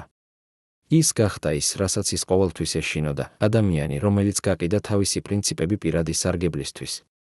მაგრამ როგორ რეაგირებდა ჟორჟოლიანი ამ ღალატზე? ყოფილი მცველი, რომელიც იყო მასთან იმ დროს, როდესაც მან შეიტყო ამის შესახებ, იხსენებს, როდესაც თემურმა შეიტყო ღალატის შესახებ, მე ველოდი, რომ ის გაბრაზდებოდა, რომ ის მოითხოვდა შურისძიებას. მაგრამ ის, რაც მოხდა, იყო სრულიად განსხვავებული. თემური იყო მშვიდი, თითქოს ის უკვე იცოდა, რომ ეს მოხდებოდა. ის თქვა, მე ვიცოდი, რომ ეს იყო შესაძლებელი. ყოველი ადამიანი აწყდება გამოცდას და არა ყველა გაივლის მას წარმატებით. მე არ ვბრაზდები მასზე. მე ვწუხარ მისთვის, იმიტომ რომ ის დაკარგა რაღაც, რაც ბევრად უფრო ღირებული იყო, ვიდრე ის, რაც მან მოიპოვა. ეს რეაქცია არა ბრაზით, არამედ თანაგრძნობით იყო ჟორჟოლიანის ხასიათის განმსაზღვრელი თვისება. ის არ იყო ადამიანი, რომელიც ეძებდა შურისძიებას. ის იყო ადამიანი, რომელიც ესმოდა ადამიანური სისუსტე, რომელიც იცოდა, რომ ყველა ადამიანი არის დაუცველი, რომ ყველა ადამიანი შეიძლება დაეცეს. და ეს გაგება არ ხდიდა მას სუსტს, ეს ხდიდა მას ძლიერს, იმიტომ რომ ის არ უშვებდა, რომ ღალატმა დაემსხვრია მისი სული. მაგრამ რა მოხდა იმ ადამიანთან, რომელმაც ღალატი ჩაუდინა ჟორჟოლიანს? როგორ განვითარდა მისი ბედი? ყოფილი ოფიცერი ამბობს, ის მიიღო ის, რასაც ოცნებობდა, პოზიცია, ძალაუფლება, აღიარება. მაგრამ ის არასოდეს მიიღო ის, რასაც ნამდვილად ეძებდა, პატივისცემა, დობა, შინაგანი მშვიდობა. ადამიანები, რომლებმაც იცოდნენ, რასაც მან გააკეთა, არასოდეს აღარ ენდობოდნენ მას. ისინი მუშაობდნენ მასთან, მაგრამ არასოდეს აღარ პატივს სცემდნენ მას. და ის იცოდა ამის შესახებ. ის ცხოვრობდა ამ ცოდნით ყოველდღე, ცოდნით იმისა, რომ მან გაყიდა თავისი სული და რომ ის, რაც მან მიიღო სანაცვლოდ არასოდეს იქნებოდა საკმარისი. ეს არის ღალატის ნამდვილი ფასი, არა გარეგანი შედეგები, არამედ შინაგანი შედეგები. ადამიანი, რომელიც ღალატობს თავის პრინციპებს, შეიძლება მოიპოვოს ძალაუფლება, შეიძლება მოიპოვოს პოზიცია, მაგრამ ის კარგავს რაღაც ბევრად უფრო მნიშვნელოვანს, კარგავს თავის ღირსებას, თავის პატივს, თავის შინაგან მშვიდობას. და ეს არის ფასი, რომელიც არასოდეს შეიძლება გადახდილიყო. ჟორჟოლიანის ისტორია გვასწავლის, რომ ნამდვილი ძალა არ არის ძალაუფლებაში, არ არის პოზიციაში, არ არის აღიარებაში. ნამდვილი ძალა არის უნარში, რომ დარჩე ერთგული შენს პრინციპებს, მაშინაც კი, როდესაც ყველაფერი შენს წინააღმდეგ არის. ნამდვილი ძალა არის უნარში, რომ შეინარჩუნო შენი ღირსება, მაშინაც კი, როდესაც სხვები კარგავენ თავიანთს. ნამდვილი ძალა არის უნარში, რომ იყო თანაგრძნობიანი, მაშინაც კი, როდესაც შენ ღალატობენ. რა არის ის გაკვეთილი, რომელიც ჩვენ უნდა ავიღოთ ამ ისტორიიდან? რა არის ის მთავარი მესიჯი? პასუხი არის მარტივი. ყოველი ადამიანი აწყდება გამოცდას, რომელიც ამოწმებს მის პრინციპებს, მის ღირსებას, მის ხასიათს. და ის, თუ როგორ ჩვენ გავივლით ამ გამოცდას, განსაზღვრავს არა მხოლოდ ჩვენს ცხოვრებას, არამედ იმ მემკვიდრეობას, რომელსაც ჩვენ დავტოვებთ. ჟორჟოლიანი გაიარა ეს გამოცდა ღირსეულად. ის, ვინც მას ღალატი ჩაუდინა, ვერ გაიარა. და ეს არის განსხვავება, რომელიც რჩება სამუდამოდ. 2020 წლის დასაწყისში, როდესაც მსოფლიო აწყდებოდა ახალ გამოწვევებს, თემურ ჟორჟოლიანის ჯანმრთელობა საბოლოოდ გაუარესდა. წლები, რომლებიც გატარებული იყო ციხეში, წლები სტრესისა და ტანჯვისას, საბოლოოდ აისახა მის სხეულზე. მაგრამ მისი სული რჩებოდა ურყევი. ის აგრძელებდა მუშაობას იმაზე, რაც მისთვის იყო მნიშვნელოვანი, აგრძელებდა წერას, აგრძელებდა შეხვედრებს ახალგაზრდა ადამიანებთან, აგრძელებდა იმ იდეების გავრცელებას, რომლებიც მისთვის იყო ღირებული. ერთ-ერთი ყოფილი მცველი, რომელიც იყო მასთან ბოლო თვეებში იხსენებს, თემური იცოდა, რომ მისი დრო იყო შეზღუდული. მაგრამ ის არ ტიროდა, არ ჩივოდა, არ ეშინოდა. ის უბრალოდ აგრძელებდა იმის კეთებას, რასაც ყოველთვის აკეთებდა, ცხოვრობდა ღირსეულად, პრინციპულად, თანმიმდევრულად. ის ამბობდა, ჩვენ ყველანი ვიცით, რომ ჩვენი დრო არის შეზღუდული. მთავარი არ არის ის, თუ რამდენი ხანი ვცხოვრობთ, არამედ ის, თუ როგორ ვცხოვრობთ. და მე ვცდილობ ვიცხოვრო ისე, რომ როდესაც ჩემი დრო მოვა, მე შემეძლოს ვთქვა, მე გავაკეთე ის, რაც მე მჯეროდა, რომ სწორი იყო. ეს იყო ჟორჟოლიანის ფილოსოფია ცხოვრებისა და სიკვდილისა, ფილოსოფია, რომელიც არ ეშინოდა დასასრულისა, არამედ ფოკუსირებული იყო იმაზე, თუ როგორ იცხოვრო ღირსეულად მანამ, სანამ ეს დასასრული მოვა.